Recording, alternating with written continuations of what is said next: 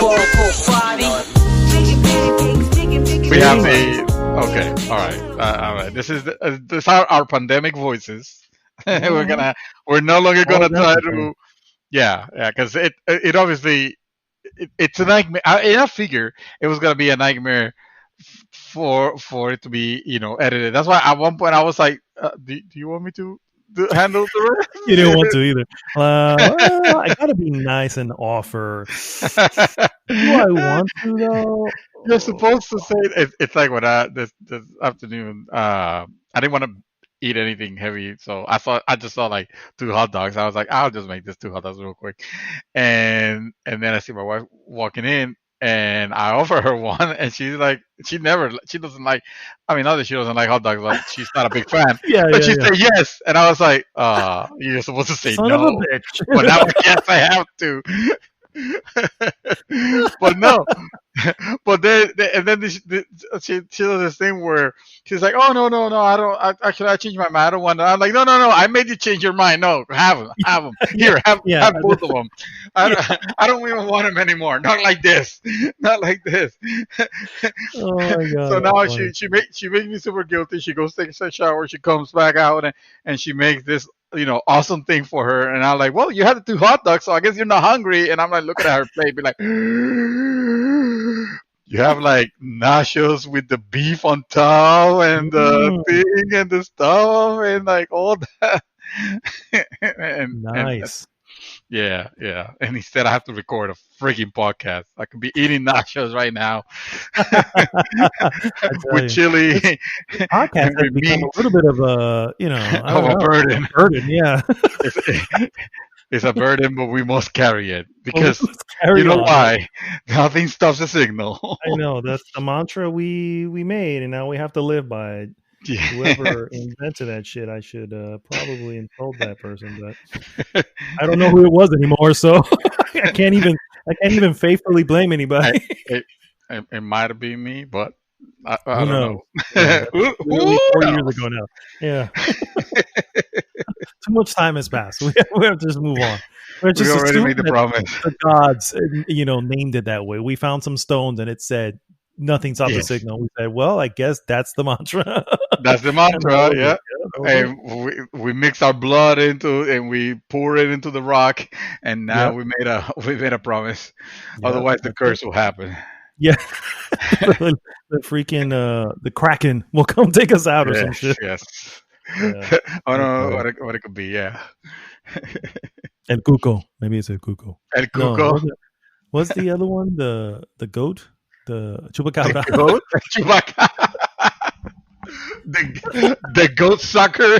Yeah, the goat sucker. The fucker will come get us because we're not keeping the signal going.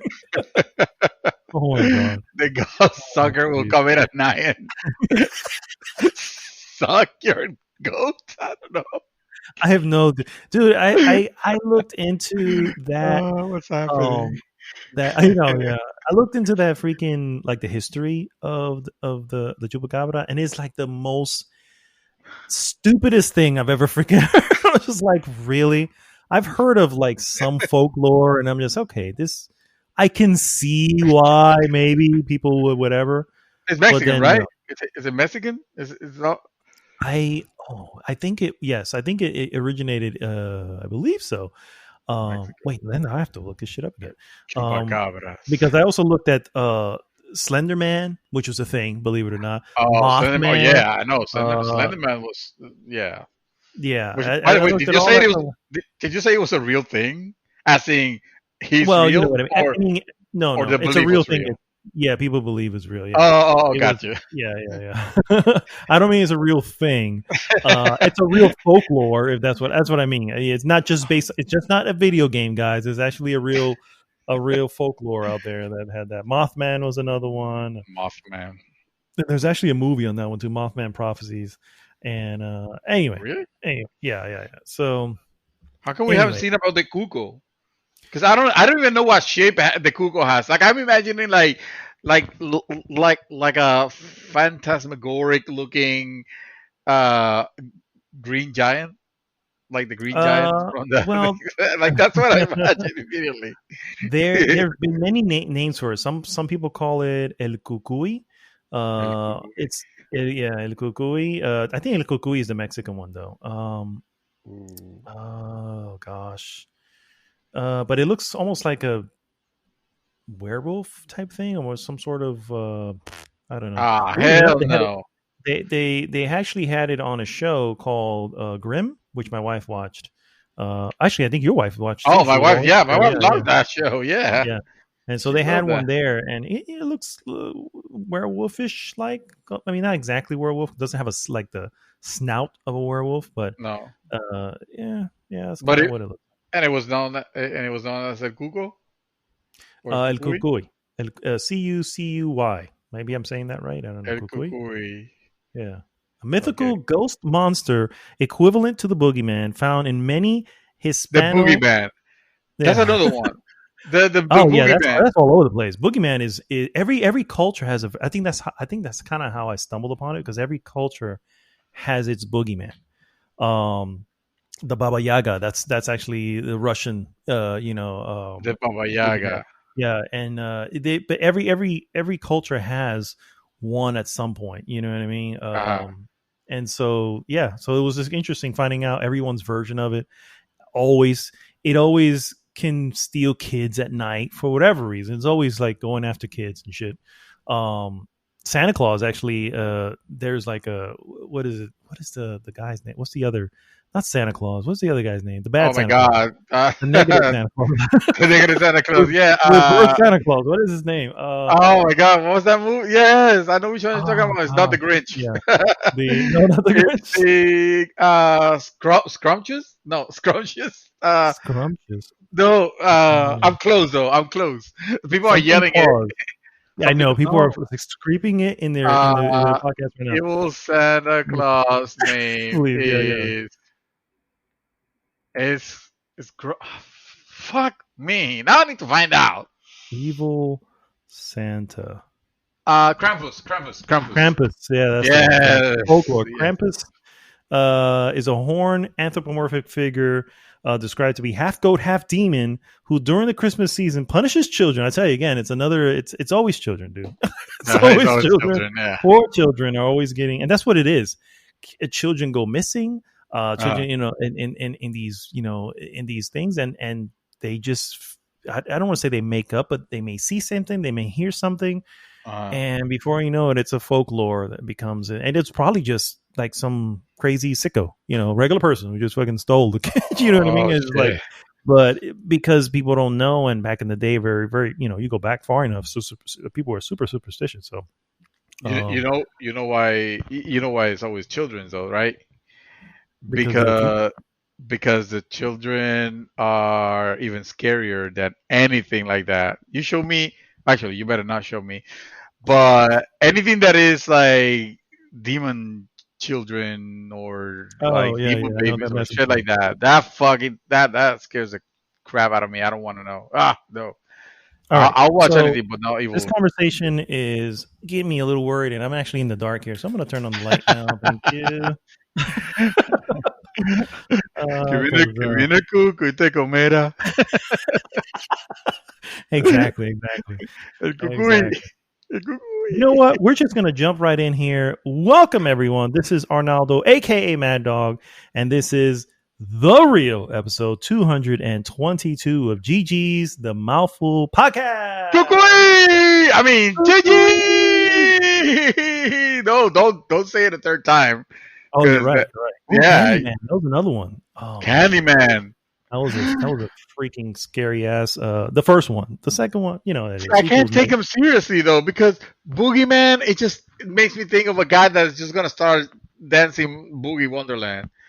Boogie. And the Boogeyman. And what's the other Candyman? Yeah. He just wants to give you candy. Oh no, Like, no, no. hey, I mean, little from the sound boy, of it, want yeah, some candy? from the sound Like of it, that. maybe.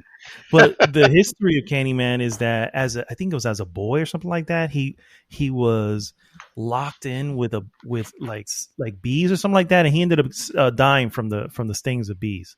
because he Holy got shit. poured. They poured honey on him. That's what it was. As a kid, they poured honey on him.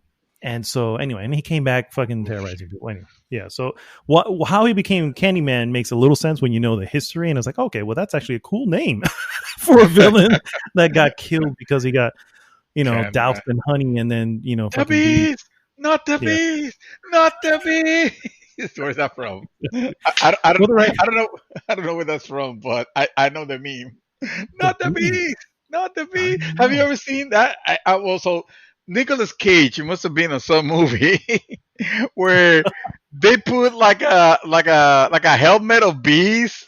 He's like yelling like, "Not the beast, not the beast!" And Oh, that's is it something. Wicker Man? I wonder if that's Wicker Man. That's I don't. another. Maybe it's Nicolas Cage Hmm. in it. He is in the remake of the Wicker Man. Oh, there you Um, go. so it could be. It could be. That voice, of course, is Mr. David Santos, aka Dream Twister. Sir, how are you? AKA the chupacabras. No, not the AKA the chupacabra. Kukui. Oh, that's the third time. Oh, Oh no, that's chaos. See, yeah. he's not here, but he might appear out of nowhere. Out of the blue. Yeah, you You never might know. be sleeping, and then you're gonna wake up to get some water, and then he grabs your leg from under the Yes, bed, and that's and like yells, "Are you're you like serious?" you're like the fuck you doing here, chaos? The podcast's over. Yeah. Like Yes, yesterday. unfortunately, Mr. Chaos is not able to join us this week, obviously for Aw. scheduling reasons. But we will, of course, have him back as per usual at some point down the line. I liked how Uh, that sounded. I thought you said because of schedule abuse. I'm thinking like, yeah, that's a thing. That should be a thing, schedule abuse. I think we, especially you suffer, Oh, the man. I I mean, don't, I suffer. I don't have Yeah, time. I don't have time. I gotta watch this and this, and if I don't watch this, I won't have time to play this. I watch this, and I gotta this time frame stuff. You might be suffering from schedule abuse. let me tell you how that was an immediate fear earlier today. I'll get into what the hell the madness that was a few hours ago. And yes, that was a fear of mine. Yeah, what the That hell? Why are we starting this podcast so late? oh man, it was. Let's just say this was not your average Friday, guys. Not your average Friday at all. Oh, Yeah, that good, huh? that good. Well, thanks again so much for tuning in, guys. First, please go to goodgame.rocks, join the conversation there, and of course, please like, subscribe, share the podcast with everyone. What we'll normally do is we go into first what we have been up to, move on into some various news items, and then finish with our hot topic of the week. This This week's hot week topic. hot topic. Shit, What I don't have it open. I know God, it's something on the lines it's of what the fuck, 2020 man. sucks. Yeah, let me see. Yeah, Hold it's on. like 2020. It's like what else is there? What else is like So what's next for 2020? exactly. There you go. It's like 2020. It's like Yeah, what the fuck?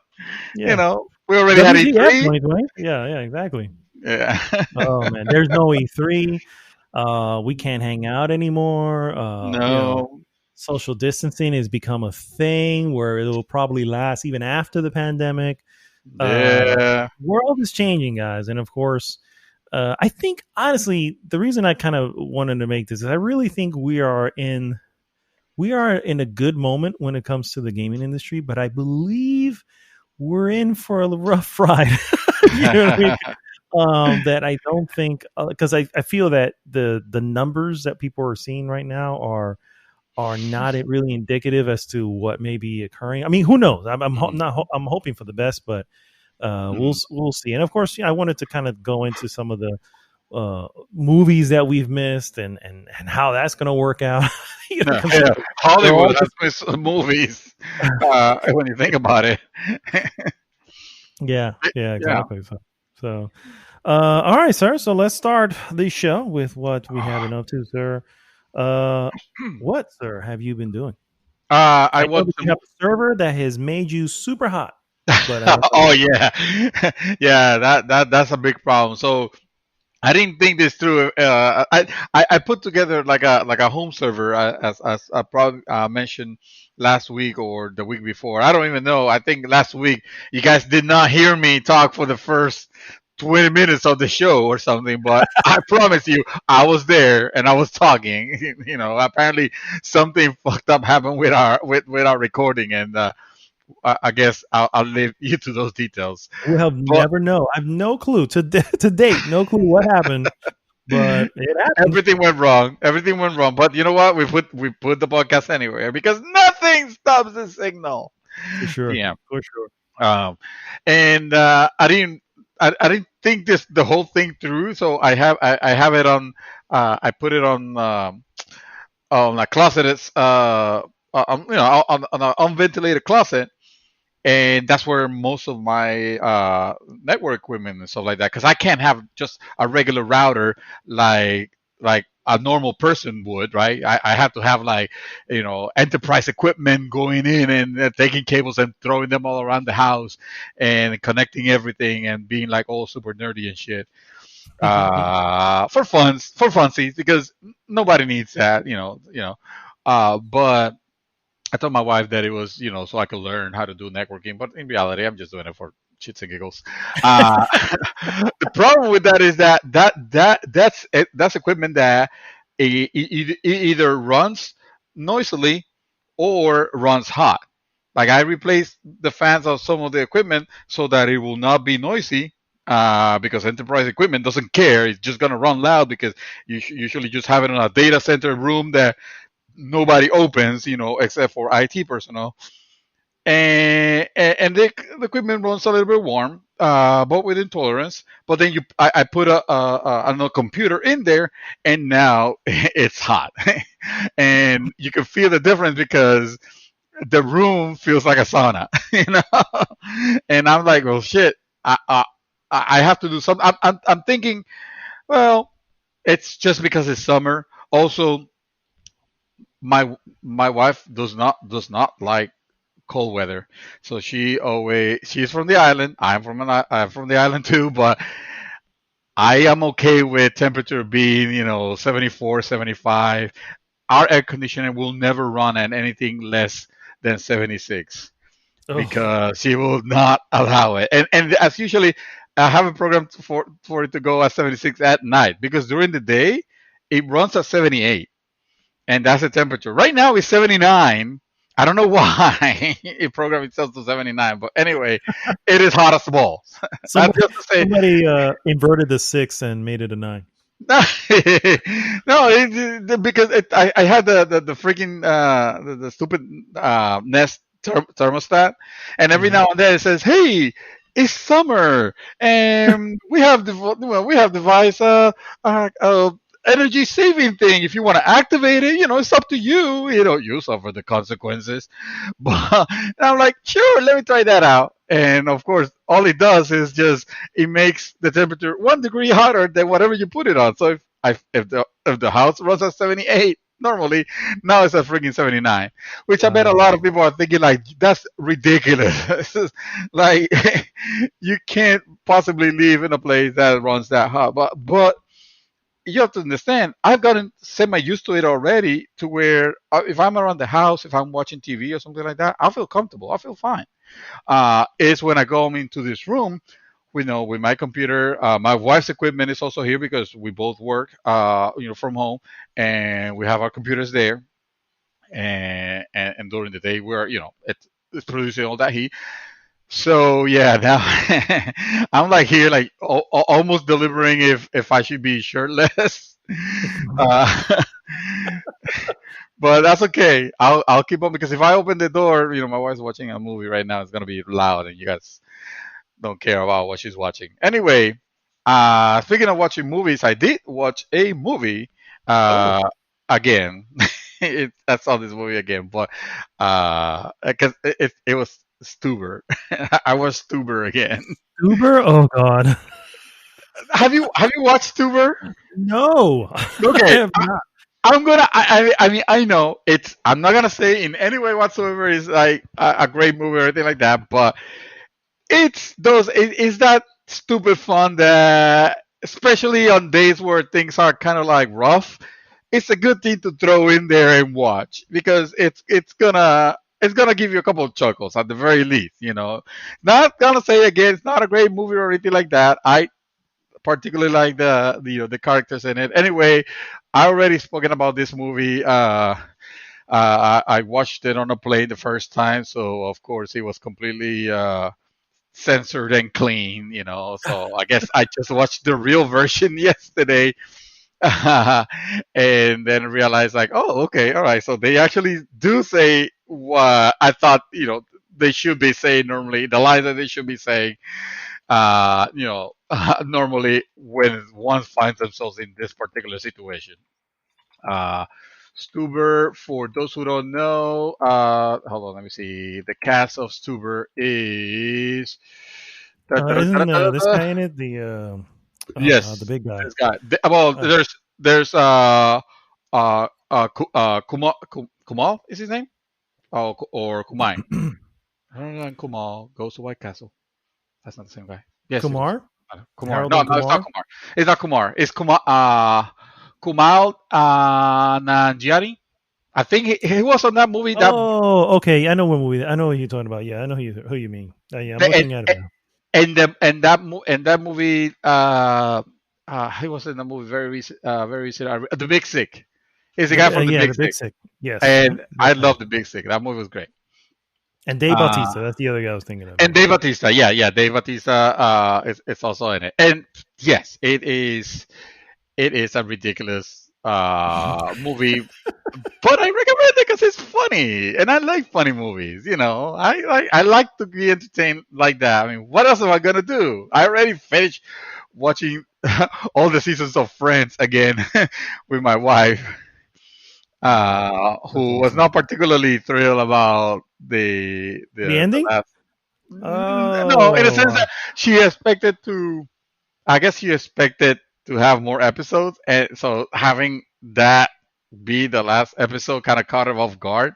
Even though I'm like, honey, how could it have caught you off guard? You saw what was happening. It's like it was definitely ending.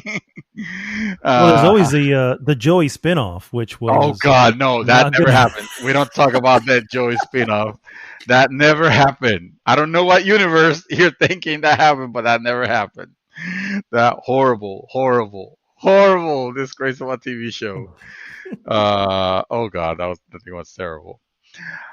But yeah, unfortunately, that's all I got for movies. I have been actually playing a game, and no, it's not Death Stranding. I kind of put it aside because for a little bit because I think I'm starting to realize why I'm not really getting super enthused about these new games that are coming out. Mhm. I think for the first time in what I can remember, I'm starting to feel what I could only call as backlog guilt, Okay. and it's starting to weigh on me, a little bit. And that's, I've always been worried about the stuff that I started and never, and don't go back to uh for X or Y reason. But usually I'm on those lists. I'm on those reasons. I got bored of this game. This game starts. This game's boring. Whatever. But sometimes there are some good games that I'm like, why did I stop playing that? And because Mm. I don't, maybe I wasn't having a great time with it. But I was okay. It was still worth playing.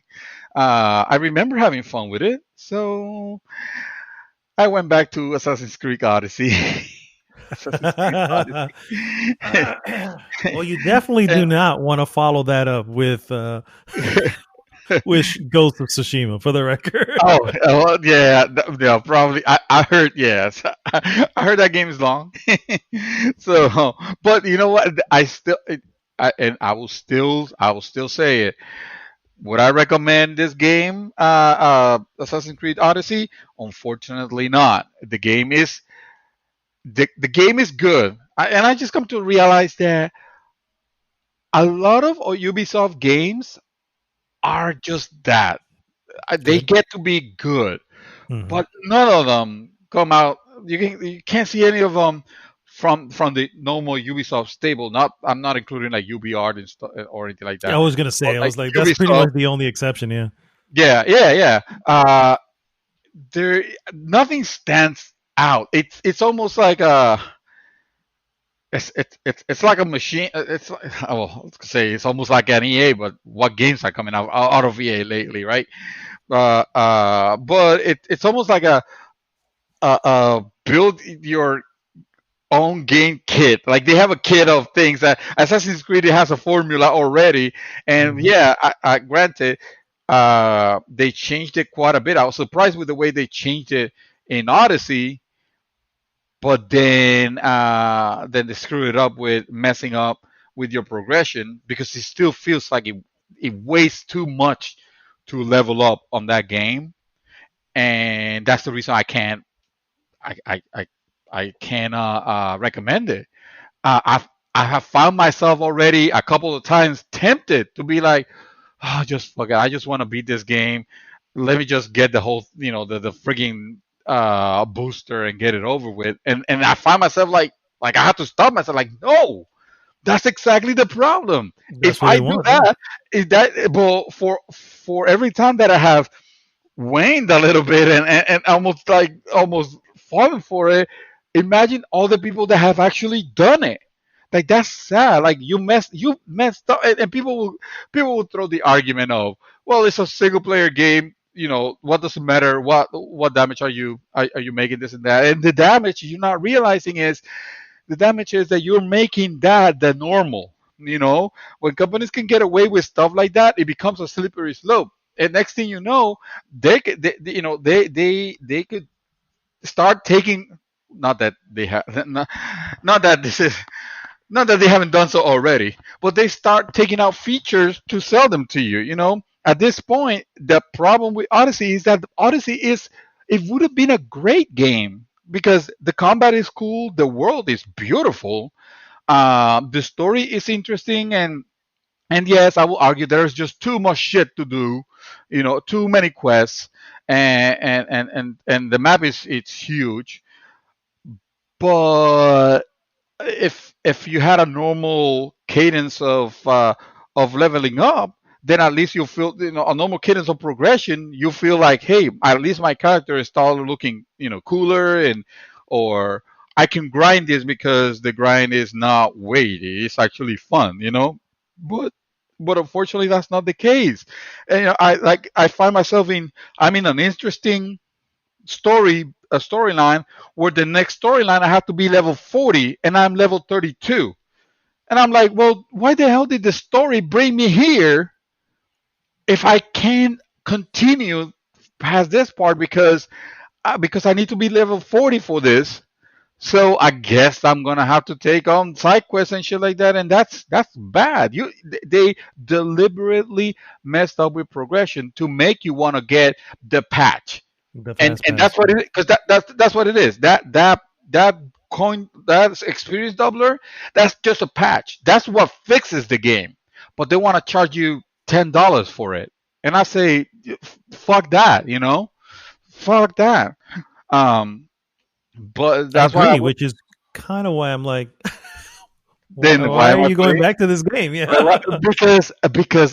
because it's fun. At the end, I recognized that maybe I could beat it and be like, "Here you go. I beat your fucking game." Even when you activate when you activated the not the hard mode, because I wouldn't even consider the hard mode, the stupid mode. Even when you put all this crap, even when you made it more difficult and more tedious, I still beat it, and like I said, I enjoy that world. I enjoy my character Cassandra. She's awesome as a character, um, which is very difficult to say about characters in Ubisoft games in general. Yeah, I know. uh, but and also because I was feeling like one of those games. I don't hate those type of games. I could have jumped into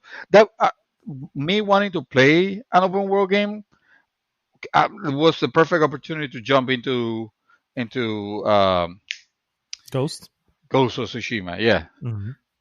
but I felt bad about spending $60 when I have done it so many times already and haven't finished it. So I guess I just need to at least get one game out I before hear I you. can just jump back in and feel okay, you know. And that got that I started thinking that also when I double dipped on Death Stranding, because Death Stranding, I played Death Oh Stranding, yeah. I beat Death Stranding on PS4. I didn't need to get it on PC. Sure, I got it at a lower price, but it was still a price. And also I enjoyed the gameplay aspect of it, and I kind of wanted to go back to it. So yeah, that's okay. But the whole thing just made me think of, well, that's just that this is just I'm now replaying a game that I've already beaten, and meanwhile my backlog is still, Sitting there. behind, Yeah. growing and growing.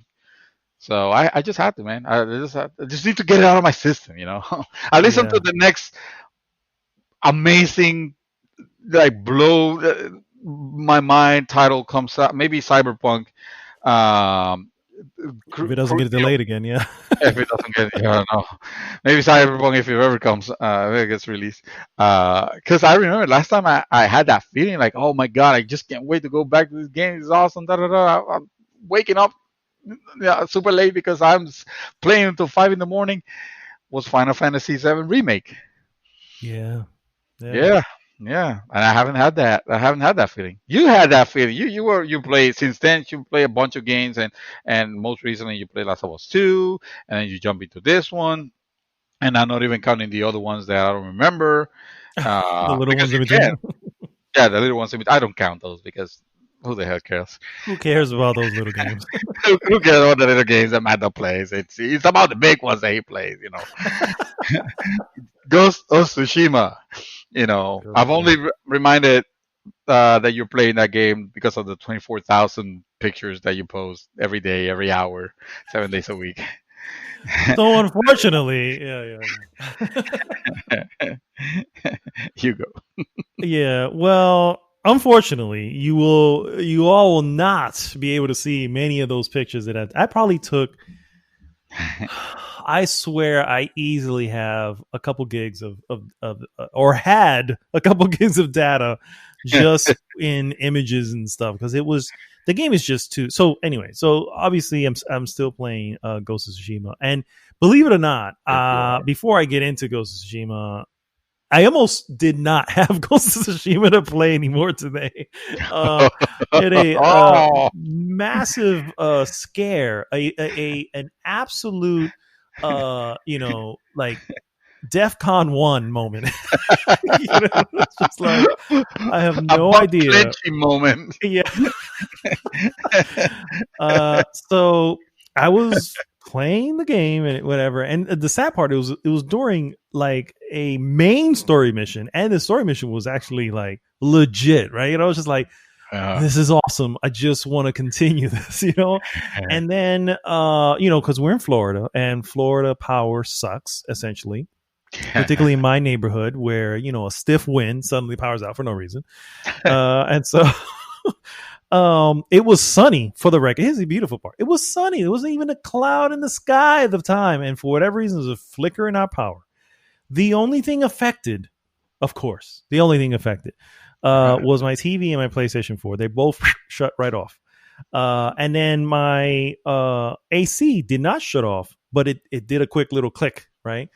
So my AC started blowing warm air. Essentially, the Freon wasn't rolling through it.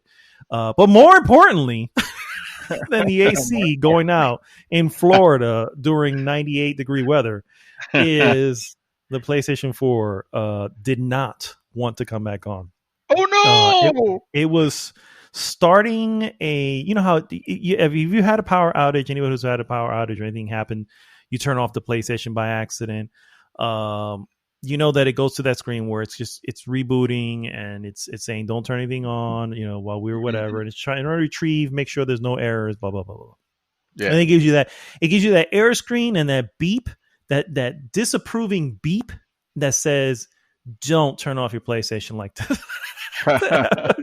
Just to let you know, don't do that again. It's a loud, disapproving beep, and so for whatever reason here in this particular one, the it would not get to that screen. It kept saying you need to. It forced me to have to go into some sort of safe mode, but for whatever reason, not one USB cord that I had, not even the original PlayStation USB cord, would get the system to recognize the controller. What? So I was Wow. like, why is it doing it? I just don't understand. It's just like it doesn't It's funny. I plug it in. You could tell it'll give you that yellow light to let you know it's charging. You know what I mean? Like, oh, okay. Yeah. This is good. This is a good sign, right? And no, it would not. Then I have another one, and for whatever reason, the other one is paired to my son's PlayStation 4. So here I am fucking around with it, and his PlayStation 4 is going all over the place. He's like, "What the hell's wrong with it?" He comes out, he goes, "Something's wrong with my PlayStation 4," and I'm like, "Oh, so that's what I've been controlling." Like, I see it turn on, and it's just like, why is it not, recognized? But here's the thing: I have it plugged into my PlayStation 4. I have the reset button. I've literally hit that little tiny reset button at least 100 times. And no, it's not syncing to the PlayStation. Anyway, a good friend of mine, Mr. Dream Twister here, shared Oh, I don't like some that guy. information. Fuck that guy. He Fuck shared some that guy. information, and we were able to. So I was able to find a cord. Believe it or not, the cord that worked. Of course, a cord for an Amazon product. How about that, guys? There you go. An Amazon product. Quality. Yes, for sure. For sure. PlayStation Better than the original. Yeah, exactly. Way better than the OEM part. So I was able to finally get control of it, and unfortunately I had to force a complete, restart of the whole thing, everything. So everything Oh, yeah, you have to reinstall the operating reinstall. system Yeah, because correct. evidently something corrupted it. And the problem with doing that, of course, is that you pretty much lose your data. All save data in the system is gone. I have now 408 gigs of space, not one thing saved. Luckily, of course, obviously I'm a PlayStation member. All my games and everything are almost completely digital at this point. So all the stuff are there. They're part of my history. I can just go in and re-download. But all my pictures, everything that I've been taking as far as Ghost of Tsushima is gone. And I am so no more seriously, pictures. Oh. I mean, luckily for me also that I am that I do obviously I'm a member of PlayStation Plus, and I do take advantage of the online storage, so all my saved progress is still there, thank God. You know what I mean? Because I'd be extremely upset if I probably still lost the stuff that was happening today, which is fine. It's probably about an hour of progress, which I don't mind doing over. I was having fun with it anyway at that point. But outside of that, it was quite the scare. I have not re-downloaded Ghost of Tsushima yet because I'm just honestly I don't even want to touch it. I just want to let it rest. Have a nice good night's sleep, and then tomorrow we'll reconvene and Well, get stuff. that's what you do. Overnight, just start downloading all the games that you think you might, you might go with back. Obviously, go to Tsushima, and just leave them running overnight, so you will have them ready for tomorrow. That's actually what I'm going to do, but I'm going to take this as an opportunity to clean my console. I did have downloaded my console. When you think of the smaller games, obviously, I probably had a good maybe 60 or 70 games downloaded into my console. Wow. Yeah, and this included I had just Aspen. No, Aspen. I think that's the name of it. Aspen. Ashen? Just now, Ashen. Thank you. I just downloaded Ashen. I just downloaded 2 other ones as well that were just kind of prepped and ready to go for whenever I finish Tsushima. So I will get those back up again. But I think I will leave out a lot of the. I don't know, because I had a lot of games. I had a lot of games set in folders. I had a folder for action games. I had a folder for old school games. I had I had all these folders and whatever, and they're all gone. You keep that though. No, but do you not keep the? Oh, I guess you won't keep the No, layout then. no, that's all gone. Yeah. Oh All gone. shit! What I do have, I still have my themes. Obviously, the stuff that I've purchased is still there. I'm not, Right, and right, I'm not worried about that stuff. I have to re-download them, but other than that, there's not much I can do. right. So I'm thinking, I'm looking at it like, okay, well, I look at this as an opportunity to say, okay, I can leave out a lot of these games that I had downloaded that I had like, oh gosh, Guacamelee. I had Guacamelee Oh, forever in there. Am I going to go back to it? Probably not. But I kept looking at it going, I can't delete you. You're I too get that. precious. I have to leave you in here. Limbo. I have Limbo in there. I was like, why do I still have this here? But no, this is too precious of a game. I have to have it on hand should I ever desire to jump back into Hey, it. if you ever want to show a non-gamer probably like, oh, games are for kids. Oh no, really? That's what you think? Here, let me show you art. Yeah. Let me And show you you this just kid that gets skewered by spiders like 5-6 times. yeah, Tell me exactly. that's for kids. That's a kid. Hey, he gets killed by a spider. Tell me Yeah. that's for kids. A giant spider. Yes. Yeah. So crisis averted for the Thank record. goodness, yes. Oh my God. Yeah. The So moment you mentioned that, I'm like, okay, drop whatever. I think I was at work still, but it was okay. It was like 10 minutes before finishing. I had already I almost closed my computer by that time. I was like, okay, let me call you back because I need to clock out, but we're going to fix it. And we're going to fix it today. This is not going to go like that. You're not gonna have a place. I mean, come on. That would be, dude, that'll be the last straw before you go completely ketchup. yeah, If you don't have the place, I mean, you can't go out. We I can't know. hang. That's what I'm We saying. So, can't do well, anything else. It's like, come on, how are you gonna take the last thing? No, you can't do that to my it bro.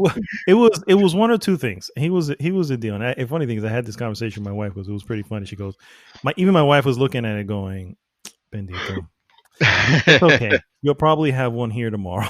And I was just like, and of That's course in why I my head I marry was you, like, honey. of course I was telling her no I didn't, but in my head I was like, yes, this is already in my shopping cart as a and it's backup, and it's the pro version, so that I don't and it's feel. the pro version. And it's the pro Oh, version. uh, and it was like next day shipping. I was like, I don't care how much that costs. It needs to happen. so although, Ah, although in the back of my head I was just like, there's probably, because it's turning on. It's just, it was definitely software. I was like, okay, this is definitely not hardware issues. So I was like, okay, and I knew I had to do with it, but at the same time I was like, well, I had two options, because it's like, if I do that and get another one, it's like, well, in November PlayStation 5 is supposed to be coming out. I have to drop another, what, maybe $500-600. You know what I mean? At this point, I was like, I had two options. Either I'm going to be waiting a while for a PlayStation 5 after, because I'm going to have to replace this one, or I'm going to be living on the Switch between now and November and then playing catch up at that point. oh my So God! Wow. yeah. Anyway, crisis averted. Ghost of Tsushima is back. I And more am importantly, your PlayStation is back. The PlayStation is back, yes, and Ghost of Tsushima is still in there. I am really, really, really, really, really, really, really loving this game. It's a surprise because I first of all, I wasn't really high on this game when they first announced it. Well, no, when they first announced it, yes, but when they first started showing some stuff, I was like, oh, this is going to be open world. Okay, I guess I can see. Yeah, that's whatever. Then they were drawing comparisons to like the Assassin's Creed, and I was just like, oh God, no, please, be something else, And Wow. I am so happy to with their final product. This game has, first off, I have not felt like an absolute badass like I do in this fucking game. And it's got a challenge. Like, the challenge isn't always surviving the fight. Like, I put myself, or I add challenges to myself that the game doesn't even do. Like, the game is actually probably easier than most people would think, because there's these little I forgot what they're called, but the little circles that you see towards your health bar. You can get health back fairly easily. and you can fill those yellow things fairly easily by doing a parry, doing an assassination, these little things that kind of fill that bar up. So you have ways of moving around, but in my own head, I'm just like, so I don't want to use those. I want to be able to take out these 30 Mongols without having to use one. Without Because that's having to what a use, samurai will because do. that's what a samurai would do. Exactly. I mean, if Yeah. you got hit and you're about to die, he doesn't suddenly regain energy. He continues the fight. And so that's been a challenge for myself. There's these charms that you can end up getting, and these charms, they give you like stat boosts. Essentially, is what it is. But you can only wear 6 of them: 2 major charms and 4 minor charms. And each of them can bring different stuff. There's one that actually makes parrying easier. And I got it and I looked at it, I was like, oh, that's actually kind of cool. And then I stopped and said, wait a minute. No, that's for Ah, weaklings.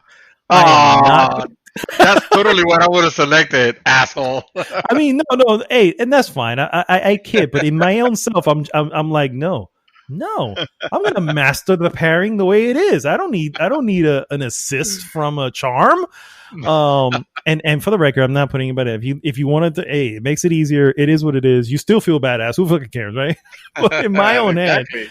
I'm putting these weird things. The combat is really, really where it's at.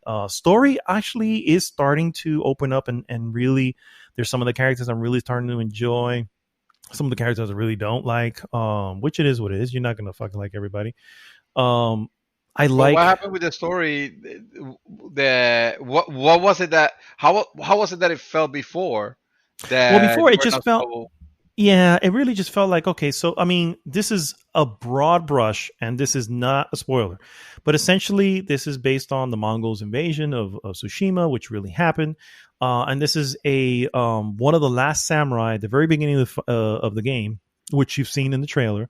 Mhm. There's a battle when the Mongols land in Tsushima, and he is among the what is considered to be the last of the samurai that's left, right? And so now he's also the nephew of the head of Tsushima itself. So he puts it himself to say, I'm going to save my country, my island, my people. Mhm. Which again is it's noble, it's cool, but we've seen this before. It's nothing new. It's nothing Mhm. extravagant. What's awesome, and the part that's starting to become interesting, is the aspects of a samurai, right? Because the samurais are of a noble again, based on this game.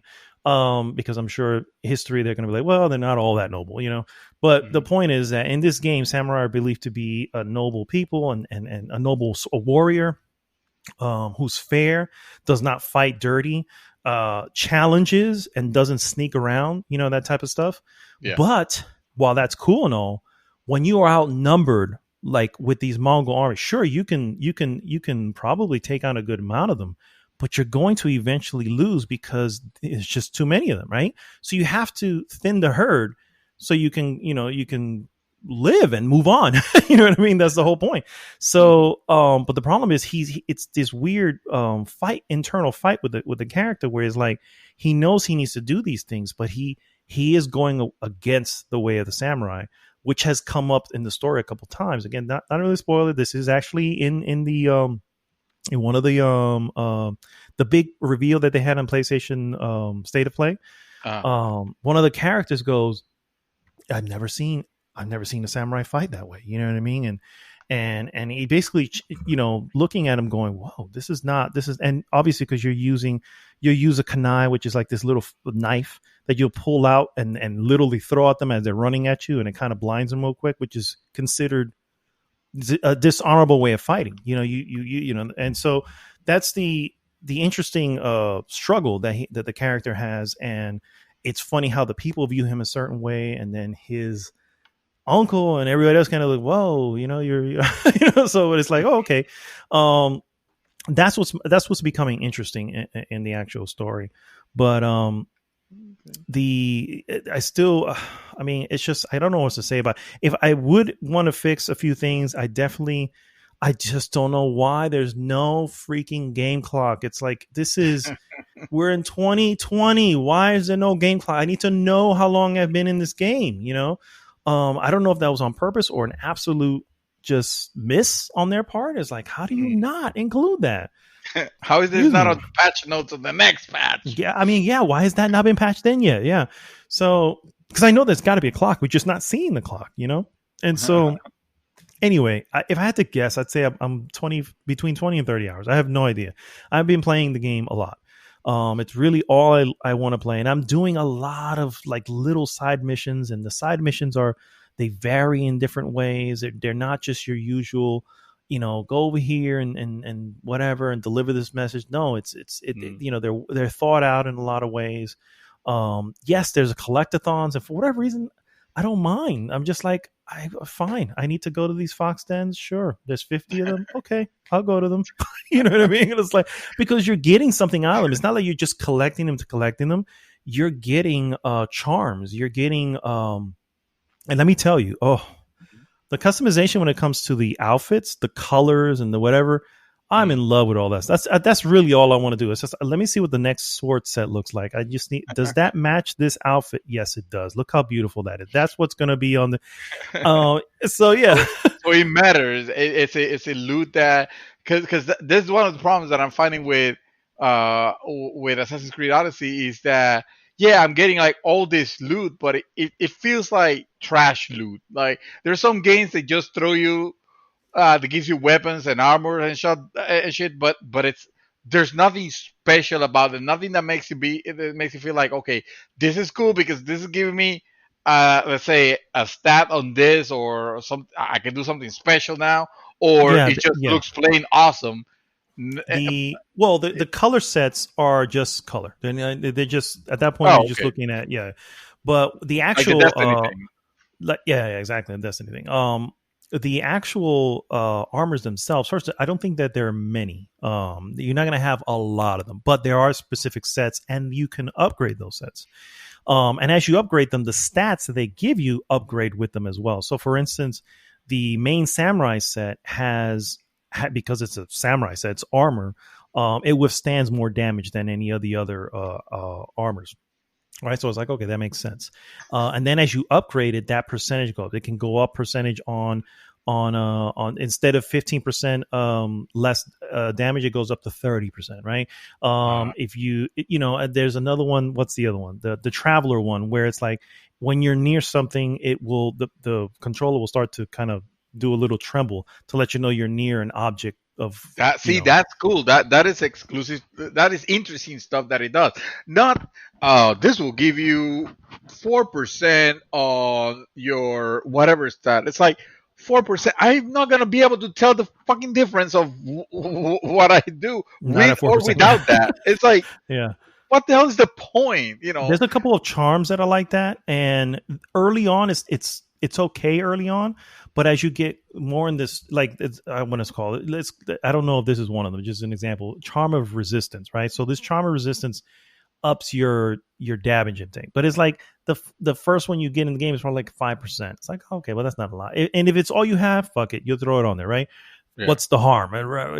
But later on, they have the same thing, charm of resistance 2. So now instead of 5%, it's 15%. Like, oh, okay, well now, and obviously if you have 4 or 5 of them, and that's just the build you're going for. Now you can have the samurai armor, which is already naturally resistant, attached to that these charms, and you're looking at a character that can probably take in a lot of hits, and probably now instead of about 15-30%, you're looking at about 50 or 60% less damage. Like, whoa, that's significant. You know what I mean? Yeah. Particularly when you're in battles, when you're surrounded by a lot of characters, and the enemies are becoming more smarter, and I like that, because I was like, it was feeling, again, not easy, but it was like even easy characters, when you have 8 of them, it's like, okay, well, it's not so easy now. You know what I mean? But you can obviously thin the herd out with a lot of the things that you can, all your tools and stuff. There's a lot of different tools that you can use. Sometimes I forget that I have some. Like, oh yeah, I guess I could have just used this. And it basically, if I'm in a crowd of people, I can just do a Batman smoke bomb. whatever, Oh, nice. and I can either escape, or if there's just a few of them, because they're blinded, now I can assassinate them. You know what I mean? Because if they see me, they're not going to let me assassinate. They're gonna fight.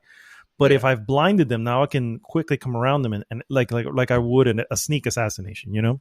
And then you Yeah. have ways of chaining the assassination where you can have 2 to 3. So if 3 people are next to each other and I strike one person, I can chain it to up to 3 people. And so all these little things, dude, it just makes the game so much fun. It's just that's the game.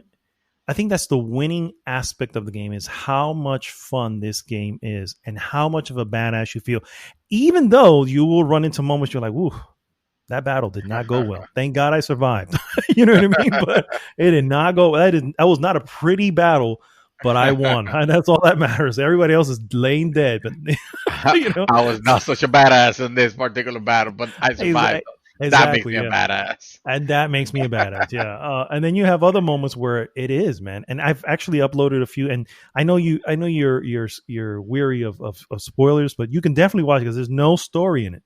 Yeah. It's just combat.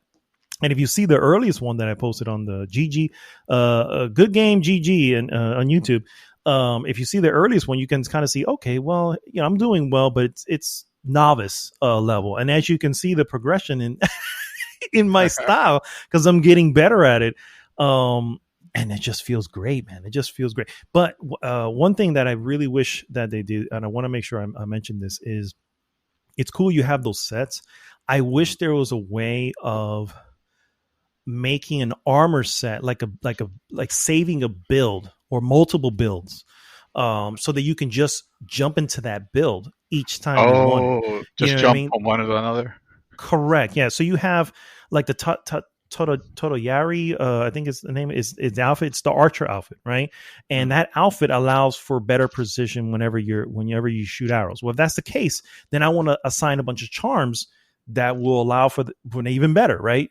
So Yeah. that can be in that particular thing. It's like, okay, I don't need to be in the crowd when I'm in this battle. I can be far away. I want to put on that outfit and the charms that I already have attached to it. You know what I mean? Yeah. It doesn't Yeah. allow for that, unfortunately. But Also, it you doesn't. have to. Yeah, it does not allow. That's what I'm saying. That's one of the things. Like, I wish they kind of did this. Is it a knock against it? I guess it could be. You know what I mean? I've been playing it this long and I'm like, man, I wish Seems I like could do that. yeah, seems Huh? like a quality of life improvement I that it could agree, do and they probably in the may. past. Yeah, I was gonna say they may patch it in. If it's anything like The Witcher, Witcher was constantly patching shit in, Oh yeah. and to the point where by the time you went back to it to play Blood and Wine, it was a fucking streamlined game. I was like, holy shit, this thing is completely cleaned up, you know. So maybe they'll do that. But that would actually, and honestly, I might actually play it again if that comes, because I'm like, that's even better. That's what I want. That's what I wanted. Anyway, so I'm just loving that game. I haven't really played anything else. I've bought and downloaded stuff. Didn't not to play it, just to just to say it's there, and I eventually get to it. But it is probably head first into the game of the year for me so far. Wow. Last of Us 2, believe it or not, was there, and yes, in front of Final Fantasy VII Remake, which honestly that could just be the top. That could be the top 3 right there. And right now, that's how I feel about that. I started watching a video about The Last of Us 2 again, probably yesterday or the day before. And suddenly the feelings of, man, that game was so fucking good, you know? And I get it. I get why people didn't like it. I get, you know, people's complaint about the pacing of the story and maybe it was told in a different way that you didn't want. But for me, when I get told the story, man, it's like, just tell me the story you want to tell me. And am I going to enjoy it the whole way? Probably not, because there's certain things I want. But if I get to the end and by the end I go, wow, what a fucking ride that was. You know what I mean? That's how I left Last of Us 2, man. And that's why I started playing it again. The only reason I didn't finish the second round is because Ghost came around. But yeah, had it not, I'd have just continued playing because that game is special, you know. But is it fun? It's fun in its own way. It's not happy for sure. Not even close. At least I can definitely say here, this is a much more joyous game, even though there's a Mongol invasion. But it's definitely a much more fun. I think fun definitely hits the mark on this one. So I can highly recommend. I can't wait for you guys to finally jump onto it eventually, because there's plenty of time. There's nothing major coming anyway for a little while, so it's not like there's a rush for that. But definitely. Of course, this particular game led me to watch another Japanese film. Because why not? I watched finally, which I've had on my list for a while, Harakiri, which, if anybody doesn't know what that is, that's basically ritual suicide, or seppuku. I think that's another word for it. So basically, it's called Harakiri's Death of a Samurai. The movie was filmed in 2011, so it's not an old film, but it is. Excuse me. It is a good film.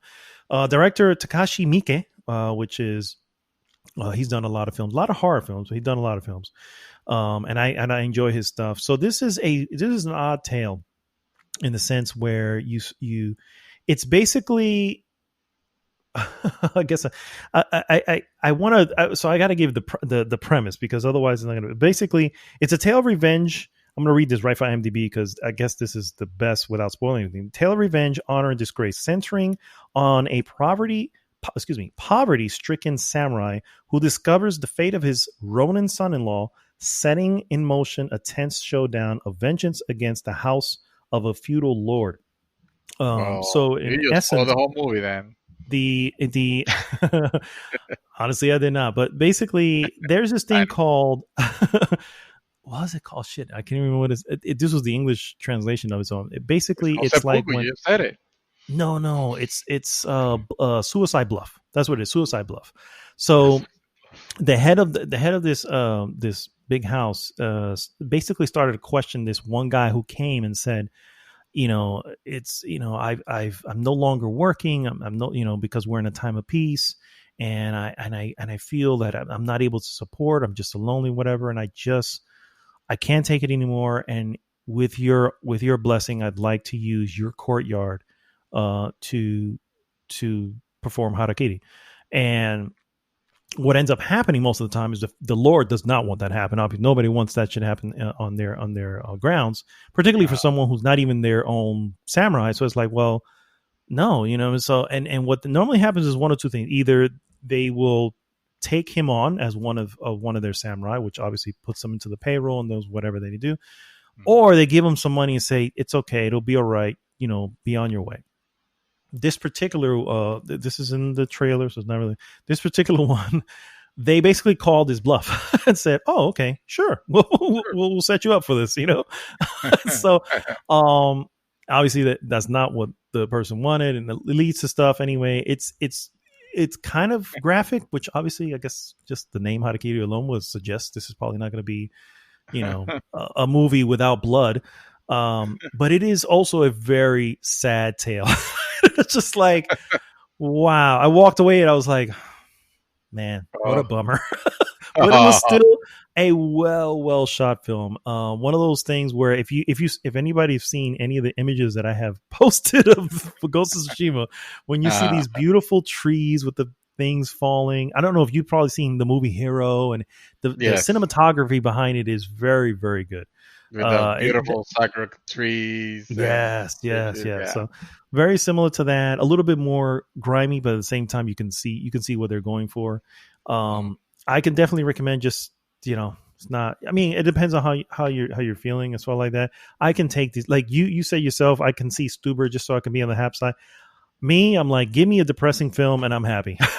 I don't know why. God, no. I don't know why that is. I don't know. I mean, maybe I go, I guess my life is all right. When the only thing I'm thinking of, really.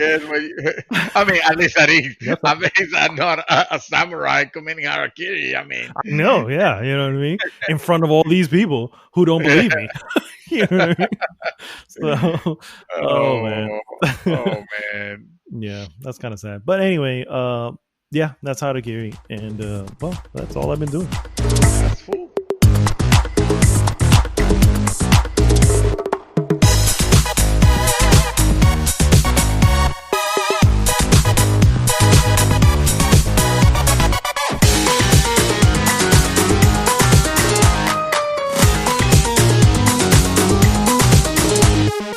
And, and we're back, guys. We are back, and we are working our way through the useless news that you can use. Brought to you by the Fall Guy. The Now Fall available Guys. for free. Or not now, but it will be. Soon. Stay tuned. Yes. Stay tuned. I'm just For more information, stay tuned for more information on how you can win your very own free version of the Fall Guy and Call of Duty if you want it. But the Fall Guy. I'm just gonna start with the first piece that obviously is already out there for everybody to know, and that is, of course, the PlayStation Plus August 2020 free games. The first game, of course, is going to be Call of Duty Modern Warfare 2 Campaign Remastered. It's become available and now free to claim on PlayStation Plus. This will be, of course, on August 4th. And you can also pick up a really, really cute game called The Fall Guys Ultimate Knockout. Ultimate Knockout. This is an interesting one. I think this is actually being launched on PlayStation Plus. Very similar to Rocket League, where the game was first made available on PlayStation Plus. And so this game pits you and up to 59 players, so 60 total, against each other in one of the sillier and lighthearted battle royales thus far. You play as these funny little characters who have terrible balance. Fall Guys is bright, colorful, and packed with chaotic action. Each match features a variety of challenges and obstacle courses. Some of them are played solo, while others team up with you. Team up with others. You'll be able to customize your character with a bunch of weird little outfits too. This, of course, you can. So this also will be available on August 4th. You can, of course, still grab the current offerings, which are Rise of the Tomb Raider, NBA 2K20, and Erica, up until August 3rd. So if you haven't already tagged it, tag it. Even if you don't want to play it, you never know. You may want to play it down the road somewhere. So, because you want to be prepared for the GG Fall Guys party that we should have pretty soon. I think that's happening, my friend. Yeah. I think that's happening. We can't have a meetup anymore, so we got to do it now virtually, right? No, exactly, and that way maybe the guys from Nivel Escondido could finally join us. I agree. You know what? You know what? Son, Giovanni, Mrs. Sparrowwolf, if you are listening, I declare that we need to have a GG versus Nivel Escondido on this game, sir. I don't know if the Fall Guys. These guys look like they can kick our asses. They're really good at games. Sir, I'm gonna need you to have a little more confidence. This does not help us at all. I'm just saying. Jesus Christ. All right, I have a bet. That's what it is. I need to. I'm playing. We need to take the fall. We need to take the fall on the third round.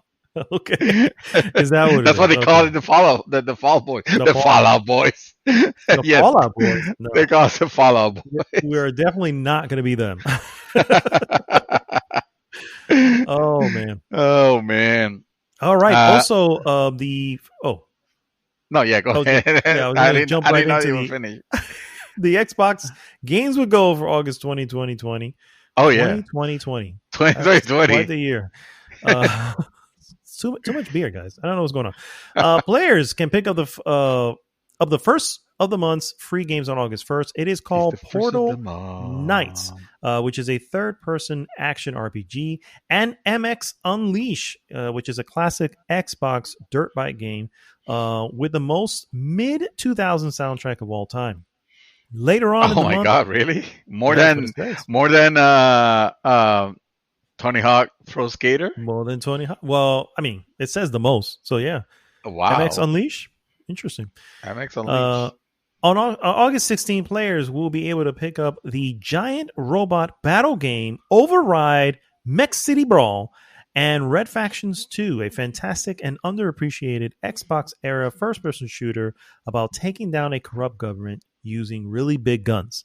So, yeah, those are the free games that are available. There's still a couple left here for July. WRC 8 FIA World Rally Championship, which leaves the service on the 31st. And of course, 2-on-2 basketball game Dunk Lords, which will stick around to about August 15th. Okay. Those are games. Those are Those are games. games. Yeah, yeah, yeah, yeah. Speaking of fun games that you could be playing coming soon, Halo Infinite multiplayer is free to play. 343 confirms. Following a leak, 343 Industries has confirmed that Halo Infinite's multiplayer will be free to play and will support 120 frames per second on Xbox Series X. Of course, when you have graphics looking like that, no wonder you can run it at. You can probably run it at 200 frames per second. Oh, I kid, I kid. Wow. They say they're gonna work on it. They did say they're going to work on it. So sidebar, sidebar. Okay, You're gonna take away that from the moment. Go ahead. I mean, I'm sorry. I just the fact that they said we're going to work on it. It's just like wow, wow. Hey, It's hey, just it's the bet. Like it already, they already shot the bet, showing that reveal. It like this is what's the best that could possibly happen is for them to say, yeah, we're gonna continue working on it. Because what yeah. else are they gonna? The other option is like, well, that's what the game's gonna be. You guys are wrong. This graphics rule. That's probably what. That's the sad part. That's probably what they were thinking until everyone said, "What is wrong with these?" Did you see the meme with the face? The face of Yeah, the yes. Of Brett? Oh no, of Gary. the brute. Oh, yeah, yeah, yeah. Gary. I think they call it Gary or some shit like that. I don't Oh my god, that is just so sad, man. It's just I don't know. Go ahead, sir. know. Bringing it back, Halo's Twitter shared the news saying, "Halo is for everyone. We can confirm Halo Infinite multiplayer will be free to play and will support 120 FPS on Xbox Series X. More details will be shared later." That's what the Twitter said. Uh, Earlier today, Smith Toys leaked the news in a listing for Xbox Series X, highlighting the free to play news, the 120 FPS, and greatly reduced load times. That's what the quote says. While we have yet to learn much about Halo's Infinite multiplayer, uh, IGN did learn much about the campaign at the Xbox showcase, where 343 confirmed that it will be running at a locked 60 frames per second. Halo Infinite will also be more of a platform than a standalone entry, and this move to free to play only reinforces that this is what Halo will look like for the foreseeable future. Halo Infinite it will be released alongside the Xbox Series X on holiday 2020, and of course it will also be available on PC and Xbox One. Reason why your graphics look like that is because you're releasing the same version on Xbox One. You know Yep, what? pretty much. Yeah, I'm gonna talk about. I need to say things. I Talk to me, sir. am.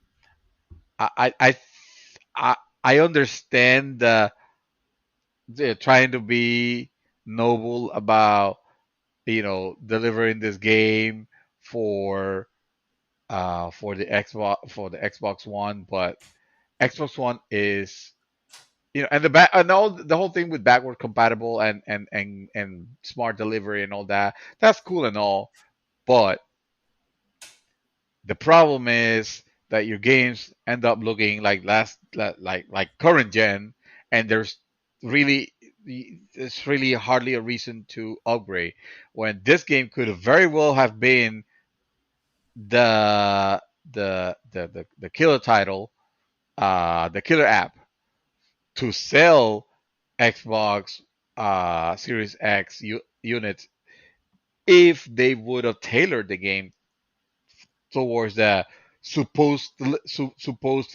power that the machine has, you know.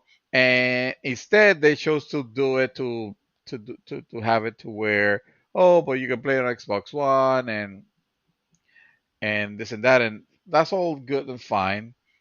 But then the consequences are, well, your game doesn't look great, doesn't look doesn't look the best. You know, Hmm. yeah, it looks fine because I mean we're not gonna sit down and say current gen games look like crap, but when you're trying to sell your next gen box, this ain't gonna cut it.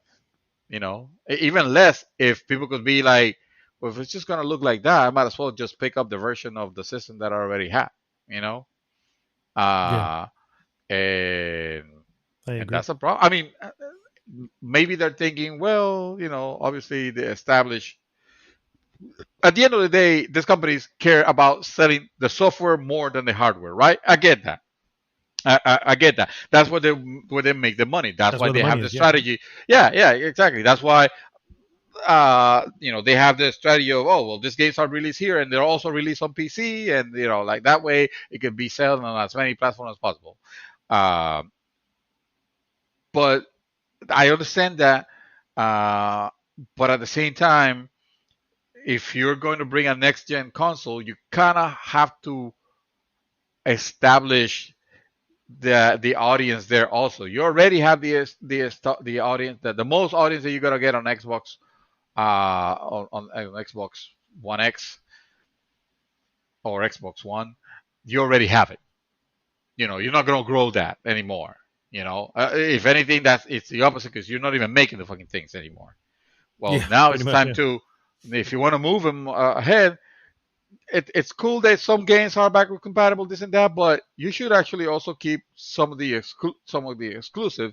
And I get what I'm saying sounds very anti-competitive, anti-consumer, and I don't mean it in that way. You know, I'm the last person that will be anti-consumer. I'm just thinking of more of a strategy for a company that right now has been viewed as behind the times, as inferior, even though they have been offering unprecedented things with programs like Game Pass. the Game Pass thing. Yeah, yeah, that shit is awesome. That's great. That's very pro. That's very pro consumer. I'll tell you one thing. I don't see Sony doing that. They don't need to. No, no, But that's what I'm saying. Yeah. yeah, but like you have that. You don't have to like overcompensate on anything. Like be a little on some of the things just for the sake of the brand. Keep it locked, you know. Keep it to the Xbox One X, you know, to the Series X if that's what you want to Especially if it's sell. a platform. Yes, that's the line where it's like, okay, so you're you're doing the saying that this Destiny is the 2. You're doing the yeah. Destiny thing, you know. If you're doing that, then you want to do it at the highest level, right? You don't want to start low because you want to have multiple. And here's the deal: the looking back at some of those announcements that they made, there was actually a few games that are Series X exclusive. So it's like, and PC, obviously it's going to PC, but it's not coming to Xbox, or at least it didn't have Xbox One tied to it.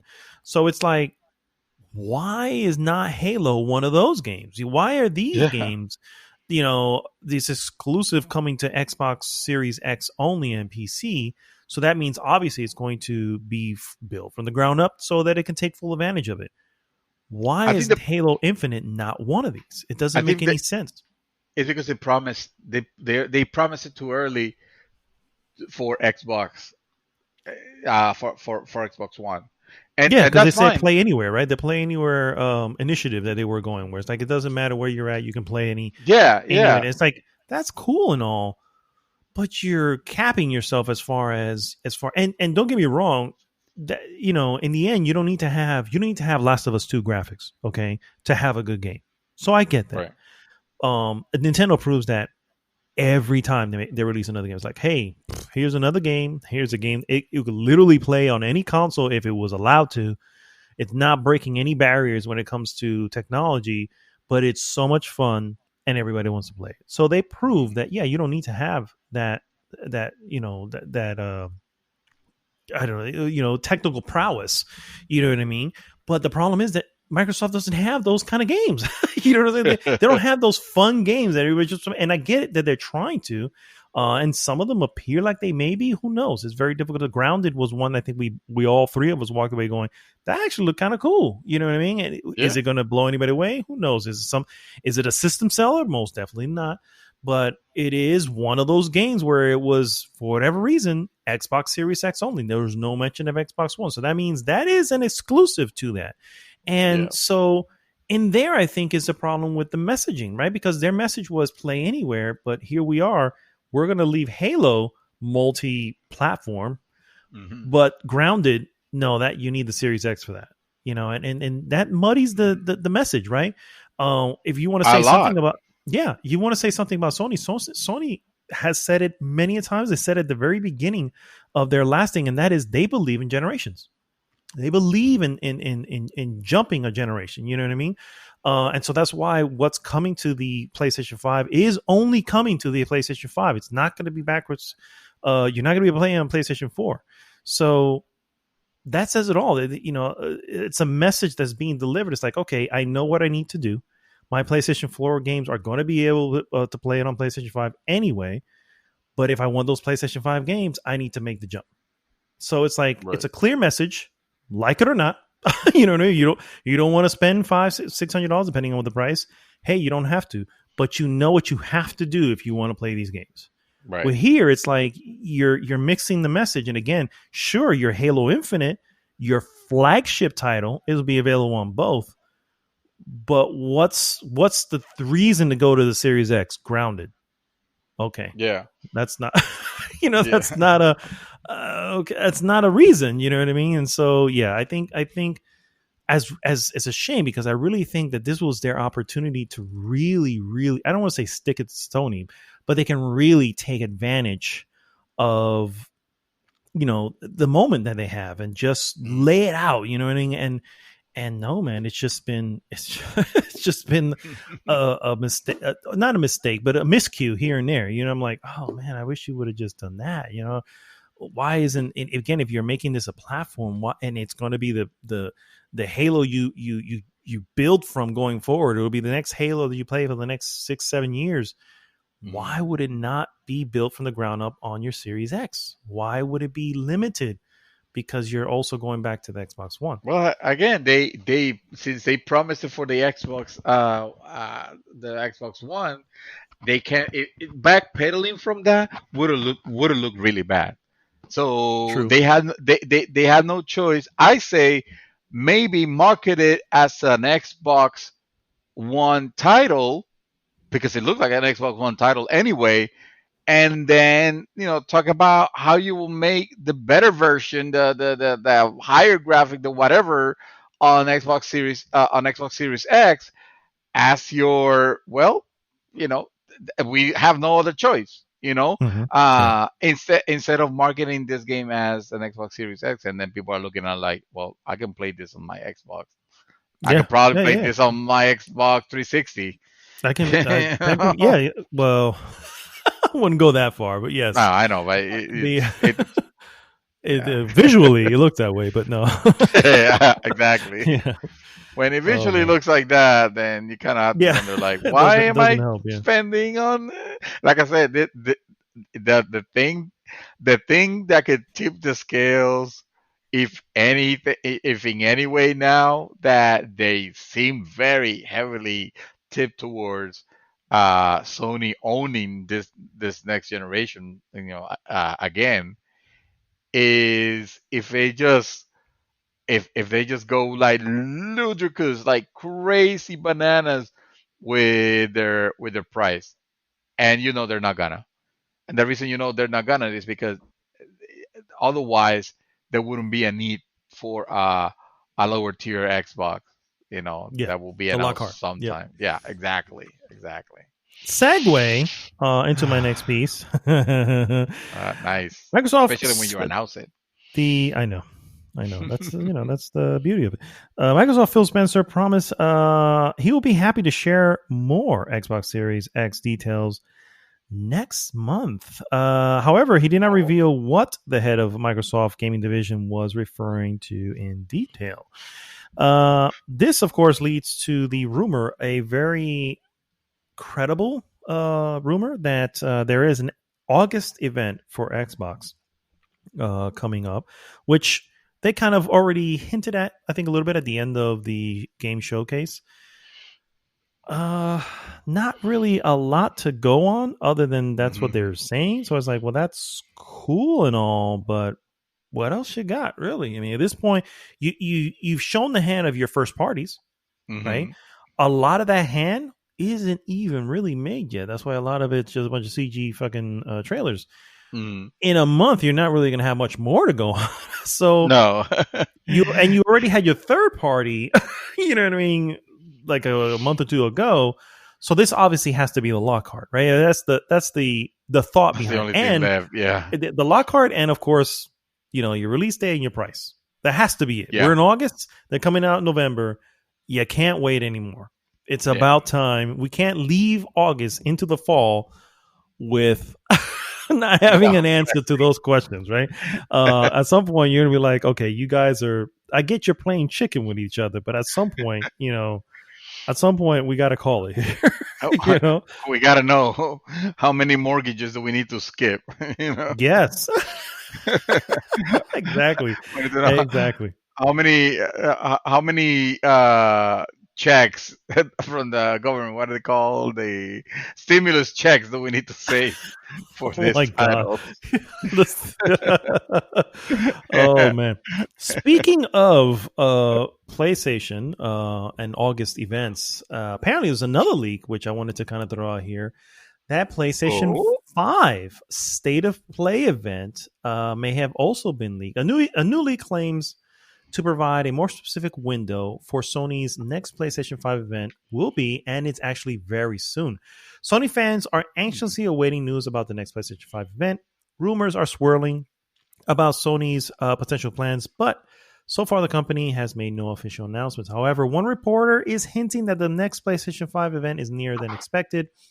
If their leak is to be believed, Sony will host an event in early August, window between August 5th and August 11th. This is from Game Rant, and I actually have another one here from Real Push Square, which mentions it being August 6th.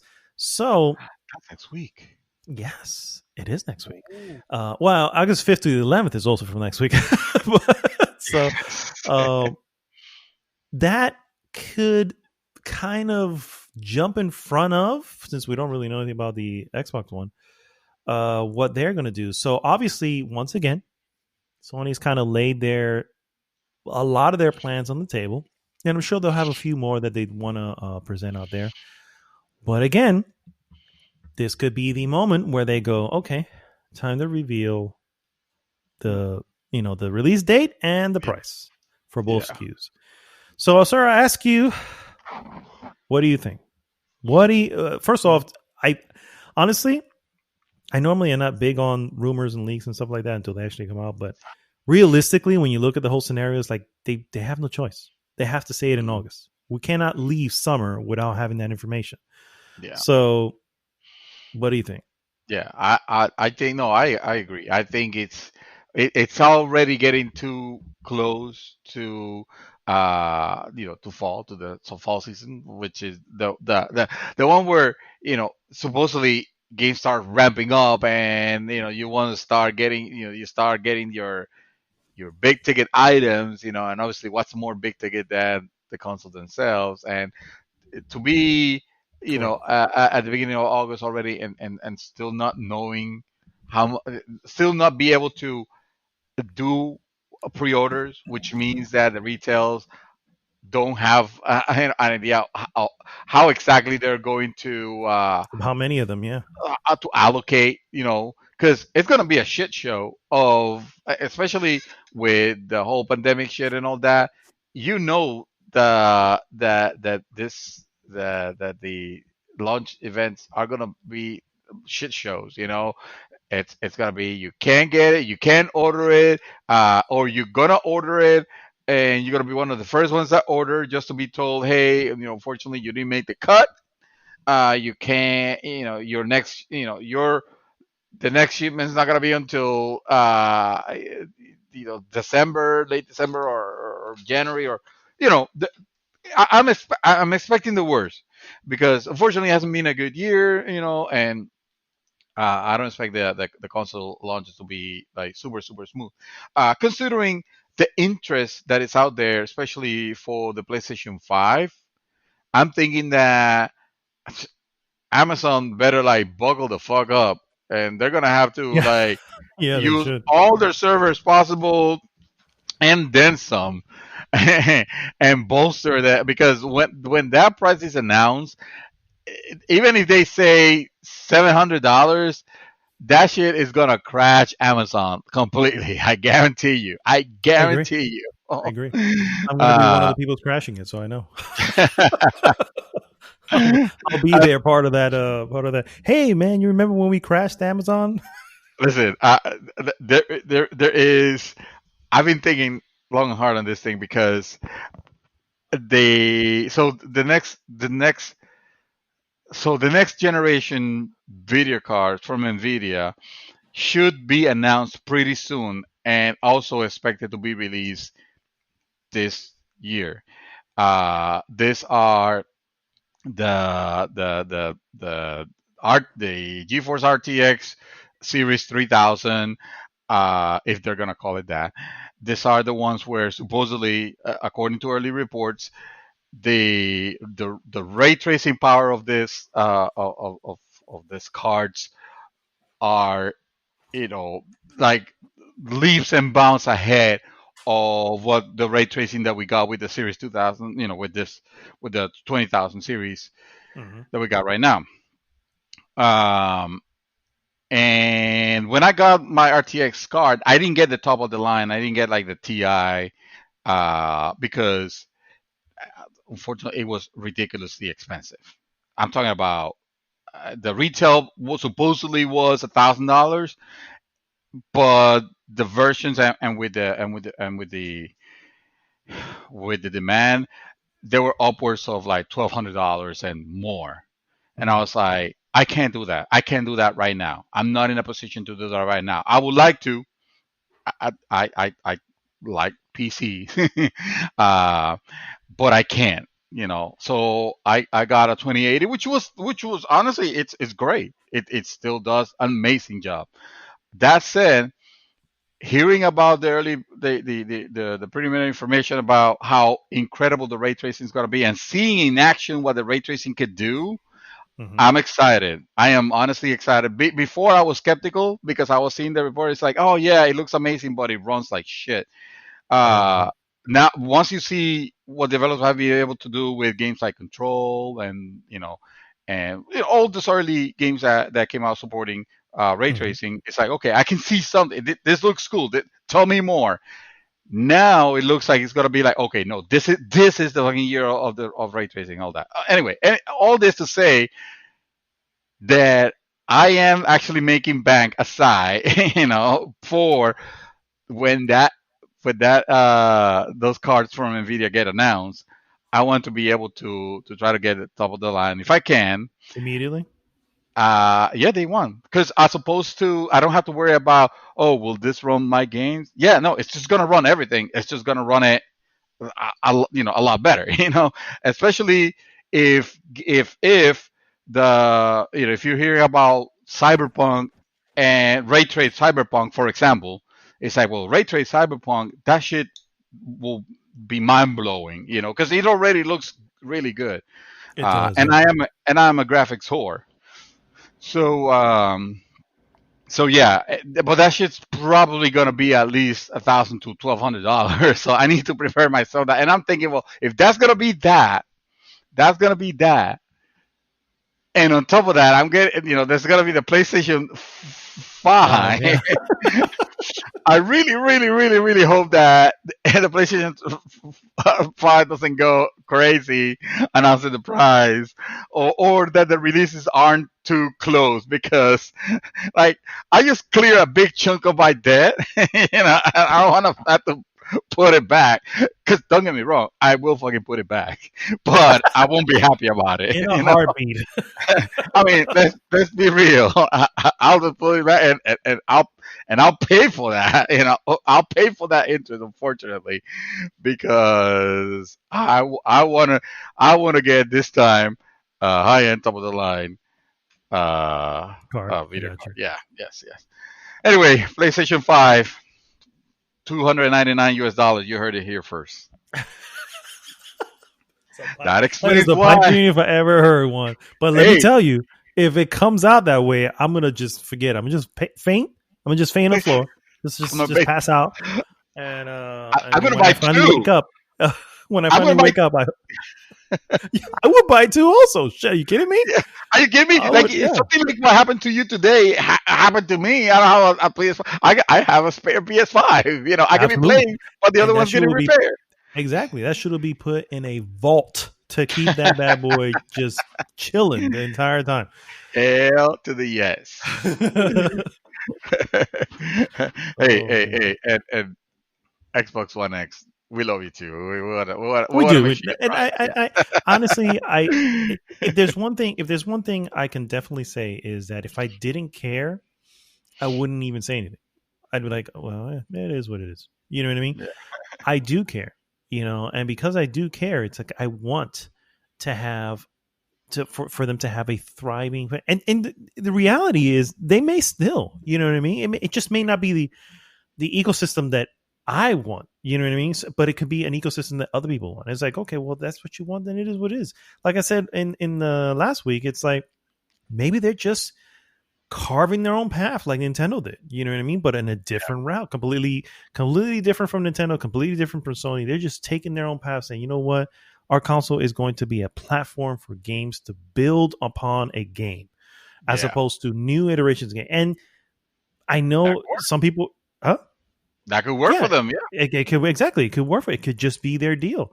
And you have people, like I said, a perfect example I mentioned last week with Chaos, where he has a certain set of games that he goes to, and he's constantly touching in on it. And whenever there's a new update, he kind of touches in, and that may be the case, or it'll just be Xbox specific, IPs, and it Yeah. is what it is. That's just the way they're going to be, and they will thrive and do whatever it is they need to do on their own.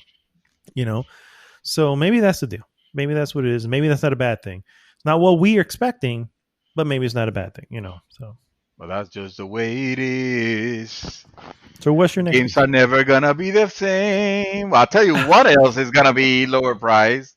Our games are gonna be released uh, for the next generation.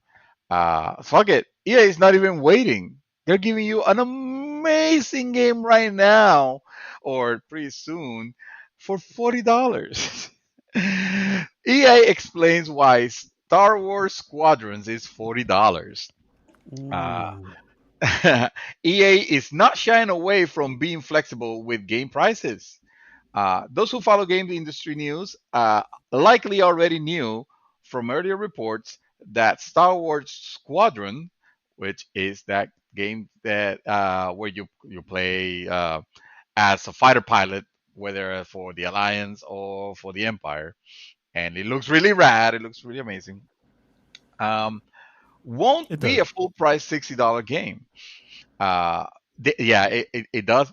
But I started seeing video of it, and I saw some things that I'm like, oh, like fucking really? Like you can adorn. Evidently, you can adorn your.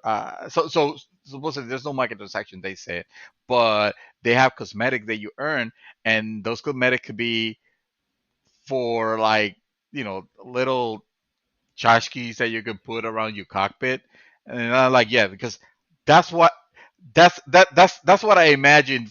A Tie Fighter pilot, a disciplined Tie Fighter pilot from the Empire flying inside his cockpit. He has a fucking Darth Vader bobblehead. And guess what? What was there? A Darth Vader bobblehead. Oh God, really? Oh, Yeah, it was. Oh, and it gets. Yeah, it's crap like that you're like, okay, well now you're just messing with the universe just to have fun, and I don't know how I feel like about that. It's not the most egregious thing I would say. I It's not, know, but can we agree but that? can we it's agree that true. that universe is already messed up? I'm just saying. True. Just That the yeah, last three films, you know. I'm thinking that. I'm thinking like, well, they already fucked it up, so sure, why not? Have a fucking Ewok, bobblehead on your on the cockpit of the X-wing because why the hell not? Yeah, Might as well, exactly. and shit like that. It looks really stupid. Anyway, Motives, which is the developers, Motives project didn't spend long in development, and it was the perfect candidate to bolster EA's lineup in the fall. So enter Squadron, a multiplayer-focused game for $40. That's the lowest price. Essentially, that lower price essentially tells player that they shouldn't expect a massive game, and that was indeed EA's intention. Uh, in a call following EA's second quarter fiscal year 2021 earning, the publisher was asked why went basically why went that route with the pricing. And then the quote from COO Jake Blake Jorgensen was, "Games all have different scales, and most of our games right now have a huge scale. We designed this game to really focus on what we heard from consumers, which is one of the greatest fantasy, which is one of their greatest fantasy is to be able to fly an X-wing fighter or a Tie fighter and be in a dogfight, and so it doesn't have to be uh, what? It doesn't have the breadth of some. Oh, and because it doesn't have the breadth of some of our games, but it's still an incredible game. Uh, and so why we choose? That's what basically they choose the. I can't read this quote because he speaks in another language. But basically, the fact that it's a fantasy of gamers overall that they wanted to play basically X-wing versus Tie Fighter again because that game was released decades ago and they never remade it. They're thinking like, oh well, people want to play that. Turns out, stories studies suggest that gamers want to play X-wing and Tie Fighter again. So we should make that game again, and we should make it so that as many as people will join in and don't expect a crazy, huge single player title because that's not what this is about. Unfortunately, and then they go to show how Plant vs Zombies. There was a game that that also kind of had that same mentality that hey, it doesn't have to be a $60 title. We just want to get as many players as possible. Yada yada. It makes me happy and sad at the same time. I what I really would have liked from an X-wing and Tie Fighter game is to have something where it was a big single player experience with a multiplayer on it, but a single player experience where perhaps you can make decisions and those decisions will lead you towards fighting for the empire or fighting for the rebels and maybe changing the course of history because who cares anymore about Star Wars lore? It's like it could be whatever. You can make the empire destroy the rebel alliance and Yeah, something crazy like that. Why not? They have. I'll tell you one thing. The one thing I really enjoyed the most about Tie Fighters, and one of the reasons why it's probably one of my favorites. It's right there up top. One of my favorite games of all time. Was not only the fact that I had the opportunity to play as a real Imperial, starfighter, and playing a character that was all about the Empire, unlike the stupid shit that they try to pull in Battlefront 2, where they try to trick you into, oh yeah, you are finally for the Empire, you're finally for the Empire. Oh, psych, you're a good girl, you fight for the rebellion, and da da da. It's like that bullshit. It's no, that was none of that. The Alliance was the Alliance. Well, yeah, the Rebel yeah, Alliance the Rebel Alliance. Yeah, were the Rebel scum, and the whole game makes sure that you understood that. It makes sure that and the beauty of it is that you don't begin that game, or you're never treated in that game as you are the evil empire. You're not some satanic cult, or some evil thing bent on the destruction, or whatever. It's not some stupid shit like that. No, the game did a very good job of making you feel like, hey, these are the goals of the empire. The rebels are terrorists, and they are right now they are destroying the peace that we have acquired on that we have forged in this system through Iron Fist ruling, and they're a threat to the citizens of those systems. So we need to wipe them out, and it makes you feel like you're doing a noble endeavor. Honestly, when I was flying those those TIE fighters, and killing the rebel scum, I felt good about what I was doing. I was cleansing the universe of this ragtag group of terrorists. You you fell know for the propaganda. That's what I'm I hearing. know exactly. Yes, but it worked, and it was presented it was very elegantly presented for a game that is like 20 years old, if not more. The writing was phenomenal. It was really fun. You always felt like you were doing this for the emperor. Dude, I tell you, they don't make those games like that anymore, because now everything's like watered down and like Yeah. simplified, and Disneyfy basically. And you're never gonna get. You are. I will tell you right now, you are never gonna get a Star Wars game where you play the Empire through and through. Don't. You can throw that mess into the ether. You can You're right, throw that because to the.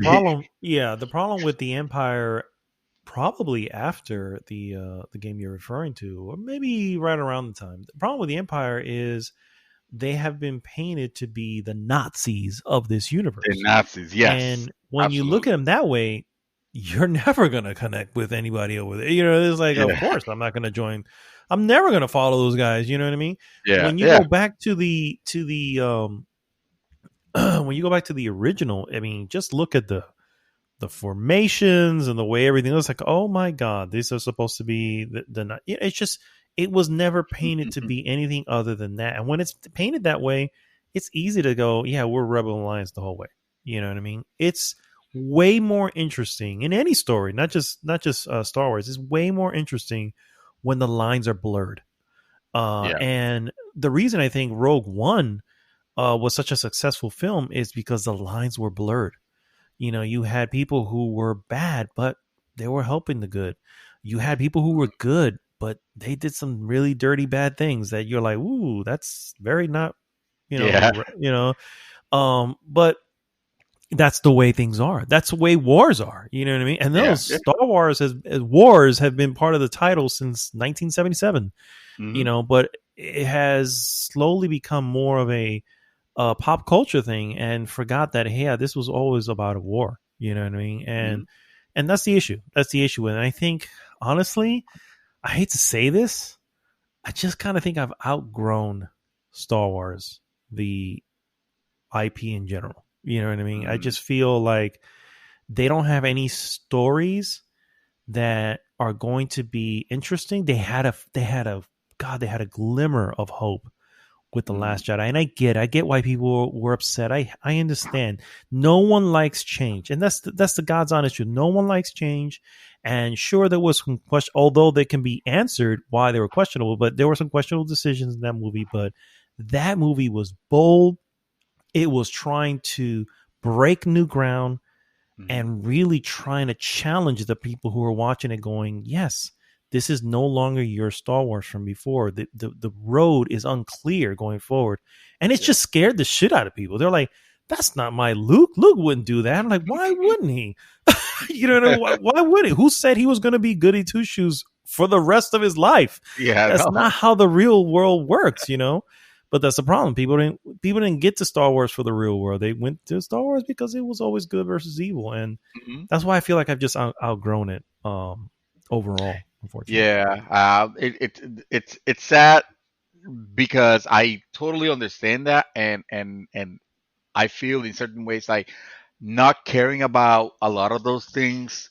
Uh, as passionate as I used to be. And it was honestly, in my case, it might have been a little bit more superficial. It might have been just, hey, it was the fucking last movie, making absolutely no sense of anything. Kind of like not destroying the legacy of the original series, of the original trilogy, but proving that that magic to me will never be achieved again. It was like there was a little Yeah. hope, and it was quickly snuffed out. Quickly squashed. Yeah. Because Yeah, they're yeah, like, yeah. nope, Whether, we yeah, need, Disney's like, nope, we need everybody on board. Otherwise, we can't do this. And yeah, that's what yeah, happened. yeah, Yeah. exactly. And hey, this might be something something special for the new generation, and The maybe new that's what it is. generation. Yeah. Maybe Yeah. it's time for the new generation to take over and make whatever they will of it. You know, I You like. know what I dread? Oh, What? God. No, no, go. I was going to, you know what I dread? If there's one thing that I pride myself on is I tend to know pop culture pretty well. Mm, So when my son comes over and he's like, "Oh, did you hear about this?" I'm like, "Yeah, yeah, that was pretty cool." I'm on with him, you know. I'm at his level for the most part when it comes to that stuff. mm. But there's stuff that I've let go. Right? There's stuff that I'm like, yeah, I can't with that anymore. You know what I mean? I can't meet you with Dragon Ball. Sorry. Yeah. Yeah, yeah. Well, I'm not into that either. Yeah, I'm not into that. Those are the ones that I was never in, though. Okay. But I dread the day where he comes to me about a storyline within the world of Star Wars, and I go, "What? I never heard of that. Who the hell is that character?" You know what I mean? It's just like I know Star Wars, so I've read so many of the novels and all this stuff. It's just like it's ingrained in me. You know what I mean? And it's hard for me to say. I just think I'm just outgrown the product. You know what I mean? And so Yeah. I don't know, dude. It's a Uh, challenge for me, and that will be an eye opening moment. And one of two things will happen: either I'll regret just letting go of the franchise altogether, or I'll have a peaceful moment. Where I'll go, yeah, I'm all right not knowing that. You know what I mean? Who knows? Who knows it's what time to let the go. it's time to let go. Yeah, and I'm okay with it. So Exactly. yeah. All right, guys. My last piece here, real quick, because we're going on. There's not a lot of news, but we love talking about it. Well, this is the uh, topic. I mean, this this might as well have been the topic. yeah, that's true. Yeah, yeah. At launch, it was said that Cuphead would never come to PlayStation 4, but it has happened, and Xbox seems to be fine with it. Cuphead, the former Xbox One PC exclusive that eventually came to the Switch, is now available on PlayStation 4 also. It is a day we never thought would come, partly because developer Studio MDHR explicitly said that the game would never come to PlayStation 4, and eyes have been on Wink, Xbox to see wink. how they'd react. As it turns out, Xbox, or at least the team running the Xbox Twitter account, couldn't be happier for PlayStation 4 owners who finally get to experience this great game. In a tweet replying to the news, the Xbox told PlayStation fans that they're gonna quote, they're gonna love this one, end quote. And of course, this particular article has it below. Interesting development here. As one, I own 3 copies of this, or 2 copies, excuse me, 2 copies, and And may you're about to actually. own. Ah, So sad. I have it on. I have it on PC. I have it on Switch, and I'm just like, oh my god, why? Why did this announcement not happen a little earlier? And I got it on Switch mostly because I just felt like, honestly, when you look at Cuphead, you go, that looks and feels like a Nintendo type game. You know what I mean? yeah. Honestly, the fact that it came to Xbox One, that to me was one of the major gets of Yeah. Xbox One. I saw that and I was like, man, you guys nailed it with that one. I was happy for them. I was like, I'm never probably gonna play it, or at least I'll get it on PC at that point. And I was like, but dude, people who have Xbox One, congrats. This is a get right here. This is a how do I say it? It's just the art style, everything you saw them put into it was out of Yeah. love. You know, it wasn't, hey, we want to make a side scroller and we happen to choose this art style. Like, no, we really want to use this art style. We're going to make this look and feel like a 50s Fleischer animated, short. You know what I mean? And Yeah. man, they fucking nailed such a great game. Um, and It here it is. is. It finally comes to PlayStation 4. You're like, oh man, I thought this was a get for you guys. What the hell happened? You know what I mean? But So that's That- it. Hey, in the exclusivity shattered, which is yeah, beautiful. I love that. I love that. There's no reason why PlayStation players should not be invited to enjoy of this I masterpiece agree. of a Oh no, game. I agree. Absolutely, I agree. I agree. Yeah, yeah, But if it would have held on, I would have been. I would have. I would have still respected it. I was like, of course, you guys own the IP. Well, hold on to that yeah. shit because that shit is. Well, That that's the shit thing, is. right? They didn't really own the IP. No, they didn't. They And the they Studio MD, yeah. which is different. I'm all for the the the first party games being Hmm. exclusive, Of course, obviously. yeah, yeah.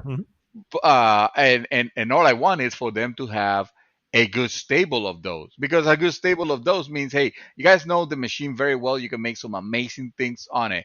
Like, I will not be bothered because Horizon Zero Dawn didn't come to Xbox. Hello, it like that makes no sense. That's like Hmm. expecting frigging Gears of Spider-Man War to come over or to Gears of yeah. War 2, which it almost did at one I point. know, I know. But no, supposedly that was just testing, and that was not really, man, whatever. Anyway, um, that I respect, but other titles that are like exclusive, when you're not really an exclusive partner, you know, that kind of sounds ridiculous. It's like why do that? You could double your audience, unless you're just getting a hefty sum of money for the exclusivity, and then I will still not agree, but I will understand because you made the game to sell, to make money. I will at least understand, even if I don't agree, with the exclusivity.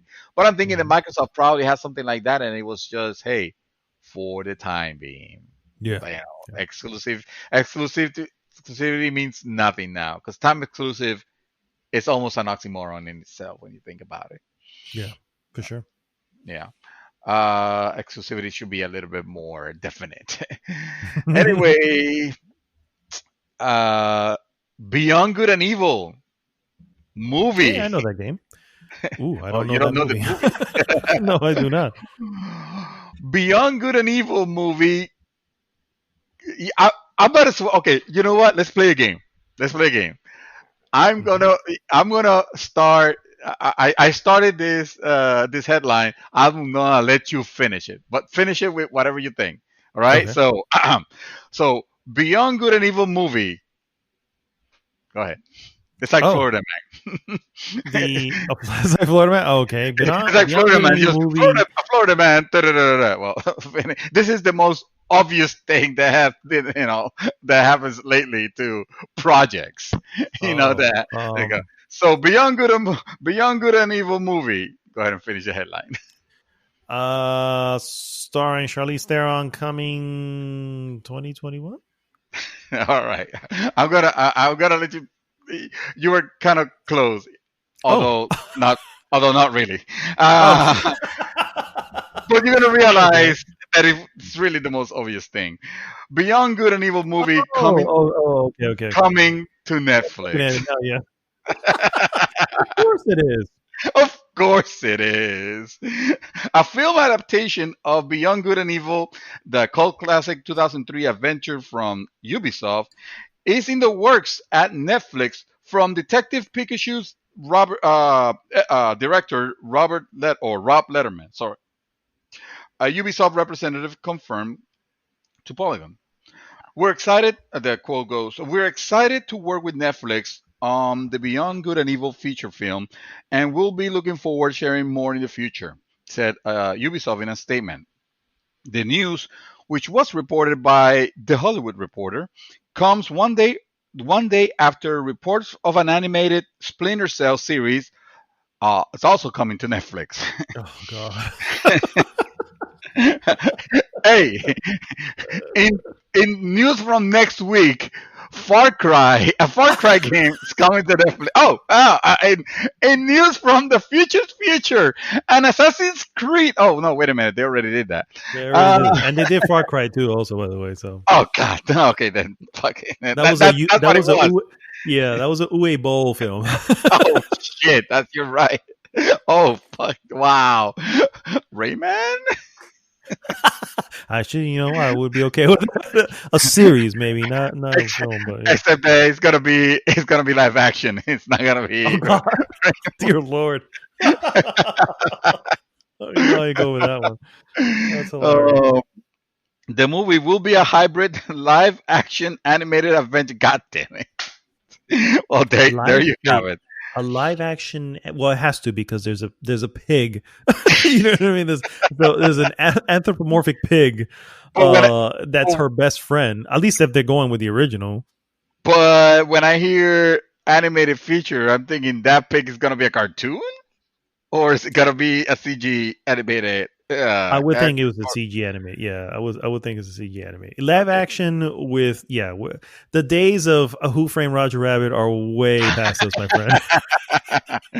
We can't go down that Wait, road anymore. wait, wait. So are you seriously telling me that we're not gonna get a sequel to Space Jam? Actually, I swear I saw. I swear. First of all, there was a sequel already. There was a Space Jam Oh 2, but Space Jam 3, I swear I saw something recently, and I just scrolled past it because I was in disgust. Like, no, no, I just walked away. I don't live in this world. If I don't read about it, it's not gonna happen. Exactly, So, exactly. oh my god. And let me see. Oh, here we go. Here we go. So the movie will be a hybrid live action animated feature, according to the Hollywood Reporter, similar to Detective Pikachu. It will be produced by Jason Altman and Margaret Boykin of Ubisoft Film and Studios, the friend publisher's internal division for big and small screen projects. The Hollywood Reporter reports that the project is in early development, uh, saying that Letterman and the producers are currently searching for a writer to adapt the video game, although it is currently unclear how closely the film will hew to the game's plot. All right, so maybe adhere would have been a better word, but that's fine. Uh, anyway, that's pretty much. I mean, that says it all. Pretty much, it's My something problem here is something else Netflix greenlit. greenlit again. Yeah. Yeah. My problem here is that first off, this is a PlayStation 2 game, and this is not a late PlayStation 2. This is like a mid PlayStation 2 game. So this is at this point. I mean, in a few months, this is 3 generations back. You know what I mean? Uh, I don't even think, and this is by the way one game. There was never a sequel. It was one title. And you know what? I'll be the Yeah. first to say I enjoyed the title. It was very original. It had original characters. It had the writing was really good. I just really think that a lot of people have forgotten what this game was even about. And honestly, I think Ubisoft has maybe overestimated its hold on the.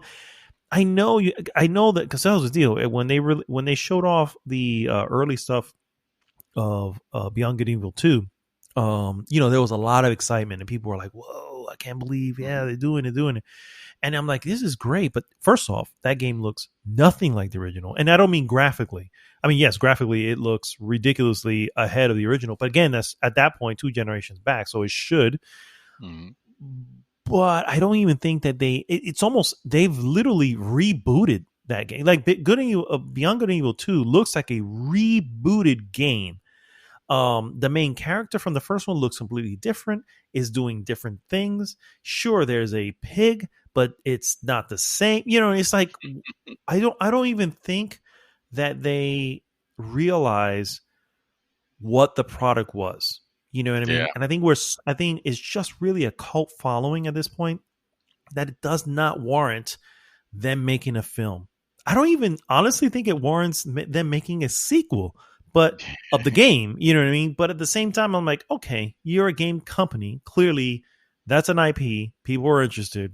It makes sense for you to do that. Outside of that, I can't see, you know what I mean? And like I said, when you look at the game that they're trying to bring us, it's like, wow, you really don't remember that first game because this is not what that was. You know what I mean?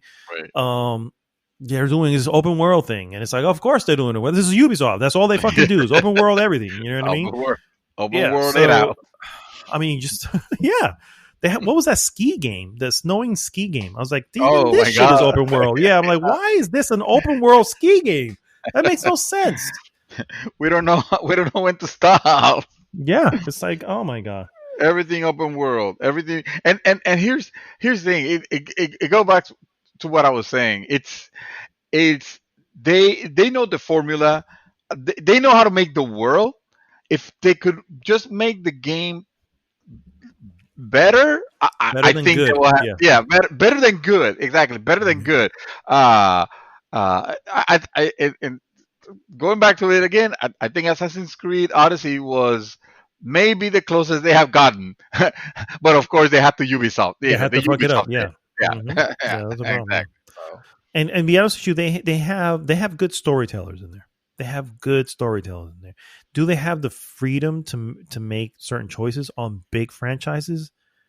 I don't think so. mm, And for good reason. We all know big sells, right? They need to be able to have a huge thing that sells multi-million units and all this stuff. And I get it. But sometimes it's not about that. Literally, they could have made a Beyond Good and Evil sequel. And sure, obviously you want to update the graphics. It's not going to look like the PlayStation 2, but just the same type of game, mm, maybe an addition to the story, and it would have probably been just as well received. And they don't have to put in all the fucking money that they're putting into the shit right now. Because I mean, they've been working on the shit for way long. We haven't even seen it in like a no. couple years. You know what I mean? So Mm, it's just like you guys. I really feel like they just don't even know what they had, and they're trying to make the best out of it. And I think that's just gonna fucking blow up on their face. So oh, that's they're just me. just overdoing it at this point. Yeah, Yeah, that game didn't need to be an open world. An open world. That's not what the fan base was necessarily yeah. asking for. To be fair, though, the original game was open world ish. Um, it Oh, was an expansive area that you for a PlayStation 2 game, for the record. So, right. but yeah, it did have a lot of areas you can kind of climb and traverse and all this stuff. So I get why they're doing that, but dear lord, the game that they're making, I'm like, this looks like the Fifth Element type of world, and I'm like, that's not the world I recall from this game. What are you doing? It's just like they went full tilt on that direction, and just like, I have no idea where you guys going here. But Yeah. all right, sir, I think Yep. that wraps up our news segment, and I Segment. guess we'll be right back with our hot topic. Hot topic.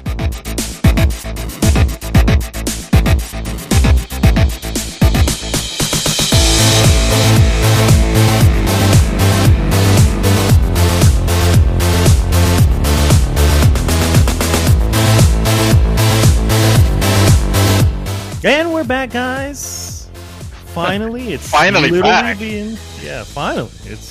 You guys may not know this, but it's been a day, my friend. This break took too long. I don't know It what did. happened. Uh, It's the so next. much happened. I went to get coffee, and next thing I know, it's like it's freaking Saturday. What the hell did? How did it happen? We That's started. that's what I said. I walked away. Suddenly I'm asleep. I wake up. I got to work. I'm like, whoa, what in the? How do I do? How did this happen? Kind of crap is this? Yeah, I mean, Yeah, usually we do go to the next day, when we go past midnight. But this yeah, time I was like, no, it is the next evening. yeah. It is. We're coming on midnight Sunday. So, at this point, yeah. At this point, yeah. No, actually, guys. Well, I was gonna say apologies for that, but you guys didn't feel anything, so we could have just continued, and no one was the wiser. I But know, but if I like sharing the silliness that is our lives sometimes. oh, and it was silly, all right. So evidently, here in the hood, someone right after we went on break, and I went outside to check out what my wife was doing, and apparently someone discharged a gun. and shots were fired, and Damn. me and my wife were talking outside, and I didn't pay no mind. I heard, I heard the gunshot, but I didn't pay no mind. I thought it was like, oh wow, someone someone still have 4th of July fireworks or something like that. You get so drawn out and used to that kind of crap. And then as we were coming back to actually record the hot topic of the week, I start seeing through my cameras, police police cars are passing, and then another one, and then another one, and then another one, and I say, well, he's starting getting out from the patrol cars, and I'm like, dude, something's happening, and I think Something's going on there. something's going on over here. We got a 1024 here, Nice. and I need to find out what the hell's going on. But I don't want to go outside because I don't know if the perpetrator is still at It's large. still at large. so That's funny. so what I do? So I'm looking at this through my cameras, and then I tell Mato, check it out. You want to see? And so I share my screen with you on TeamViewer, I think. And next thing we know, we were just watching an And episode lo of and behold, Cops. yeah, pretty much. And lo and behold, who walks out is the missus. And I'm like, oh, hey, Of she's out course, there. yeah. I told her, honey, don't go out there. You don't know what's going on. You know, if there's, I mean, there's, dude, the helicopter was out there. Hmm. It was they called everybody on it, and I was like, don't go outside. We don't need to be finding out, and anything being exposed, whatever. And she's like, okay, no, I'll stay here. And of course, lo and behold, as we're watching it, she walks outside the camera. She goes to the cop, she calls the cop, and Calls the starts cop talking over. for Like, details. hey, how you doing? What's going on out here? Did you catch the guy? And it's like, I mean, it's kind of.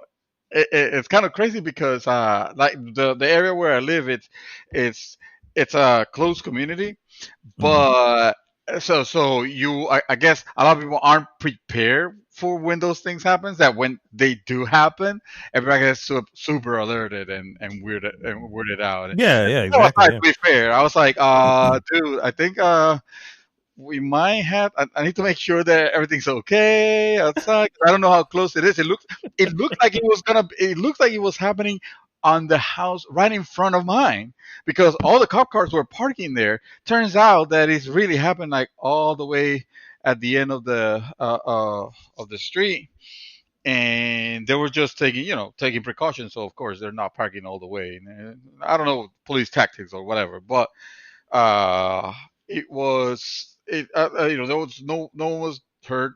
It was apparently someone was just too frustrated with. I mean, we're living difficult times. I understand, you can't go out, things are difficult, job, you might be having issues, or you might not even have a job, or right now with stuff like that. So, and different people cope with In different ways. anxiety Yeah. in different ways. But when it gets to the point where you are just getting loose with a handgun for at who knows what, was it at the air, was it at someone, was it a warning like you don't know, so Florida man shoots the wall because he can't that's take it anymore.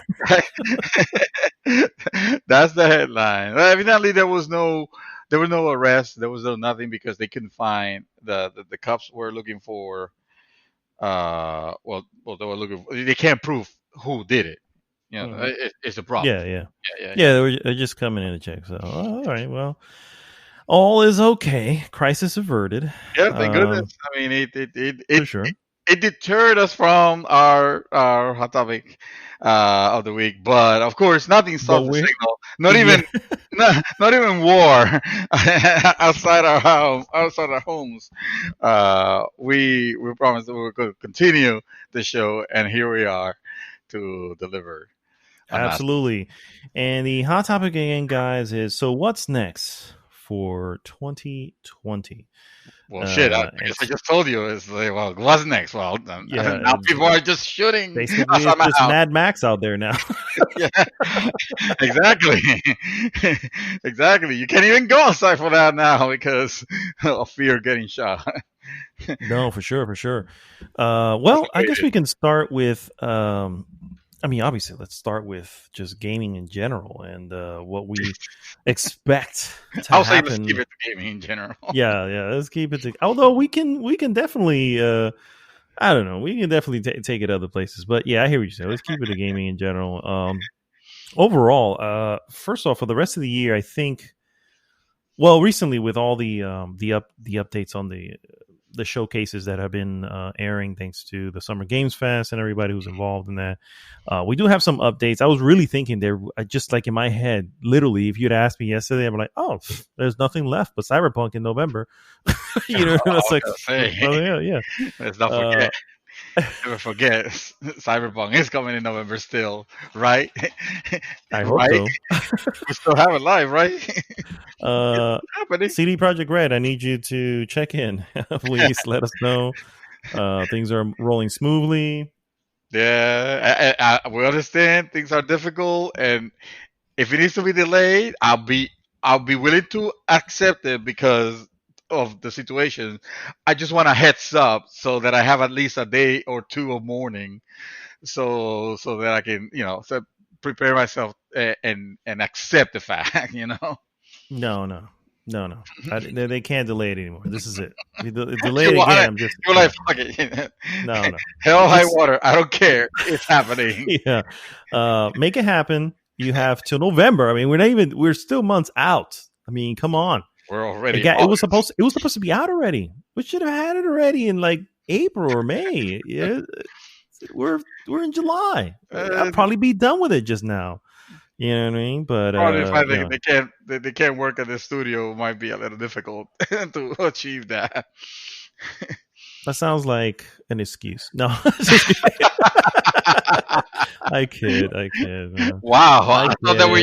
I thought they were your favorite developer. They I think are, that's some which tough love is there. which is why I jest. Hmm.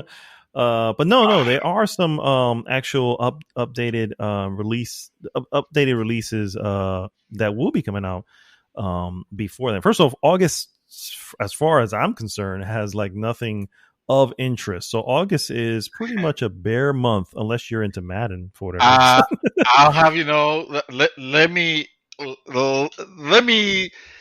Here we go. take it and show you actually that August has a game that I'm kind of wanting to get. I'm not gonna lie. This is no joke. Me. This is actually honestly God honest truth. I didn't think that I wanted to check this out, but I think I'm gonna have to because it is looking mighty nice and interesting. Grounded. Grounded. Oh, okay. Grounded was released. Actually, it was released prior August, but um, it's one of those games that Isn't I it was in looking. beta right now? It is in early access. Oh, Yeah, early access. Okay. yeah, yeah. But it's out, or you can play it. It's not like a closed beta or anything like that. If it, I think it's 29. Oh, I think it's 29.99. If you buy, you can start playing right now. And dude, it, put another, have another view at it, have another, look at it. And I will invite all of you listening to do so also. I think there's something special there. I think there's something that could be, really nice and cool. And that's an exclusive, right? Is it? Do we know if Oh it's an? yeah, yeah. That is an Xbox. That, Yeah, that's an now, see Xbox. Yeah. that's what you poop the bed. Is it? Is it an Xbox? I honestly don't remember. Is this? No, this is Obsidian.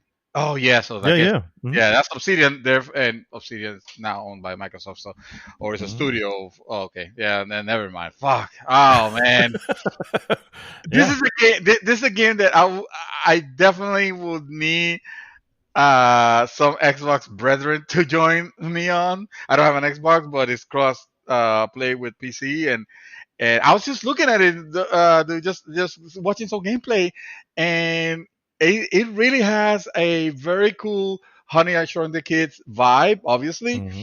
uh, the graphics look kind of rad. Actually, they look really good. For it's almost like a the cliche saying, "Oh, it's almost like Pixar quality," and I don't mean it I in mean, that sense. it's I mean yeah, there is a quality a to bug's it. life for sure. Yeah, a box type. Yeah. Oh, so there you go. Nailed it. High five. Virtual high five. It does have a quality. Like what as you select one of these kids, Mhm. and you're walking and you see those very tall blades of grass as if those were the trees now, because you're shrunk, and you're attacking. Like little insects and spiders and stuff like that.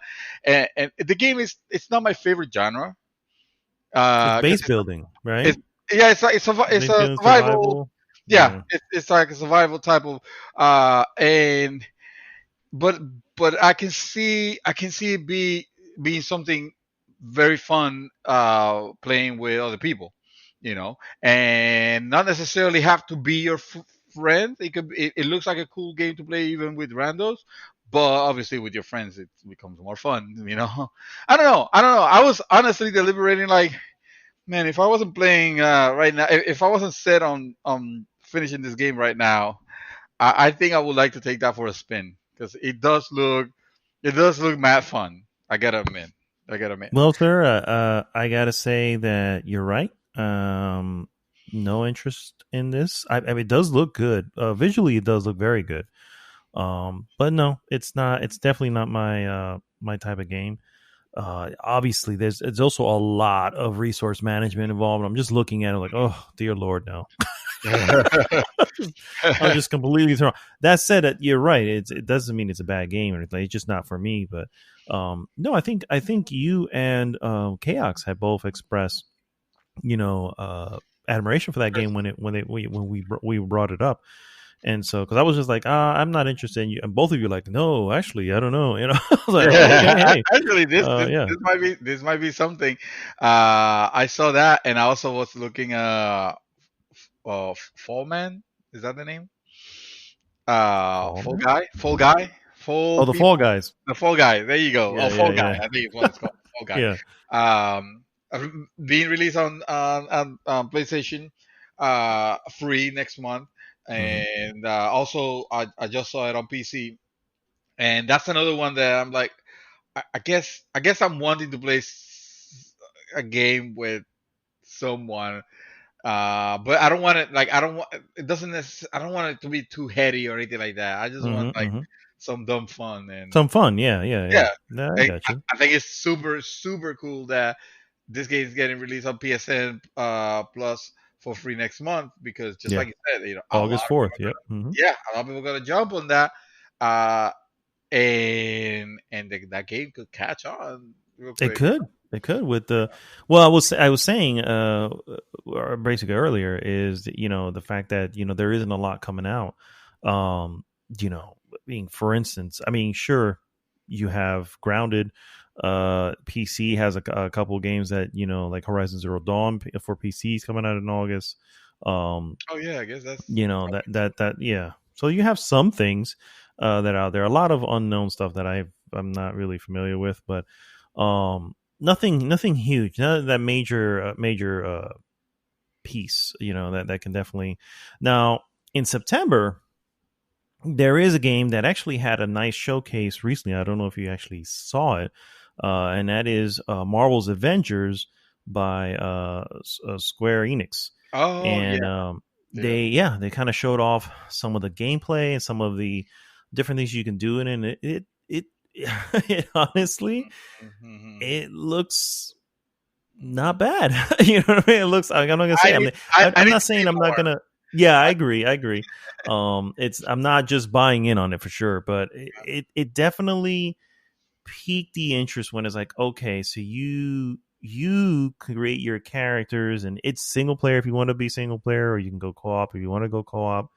So it's not forced in any way. but at the same time you're able to, upgrade your character and almost looks like make certain builds, which is actually kind of cool. And I'm like, oh, okay, all right. So it's an actual, it looks to be, it's definitely a platform game in the sense that you can tell they're making this as a platform, and it's probably just going to continue, what I mean, a continuous game, because everybody's making those now.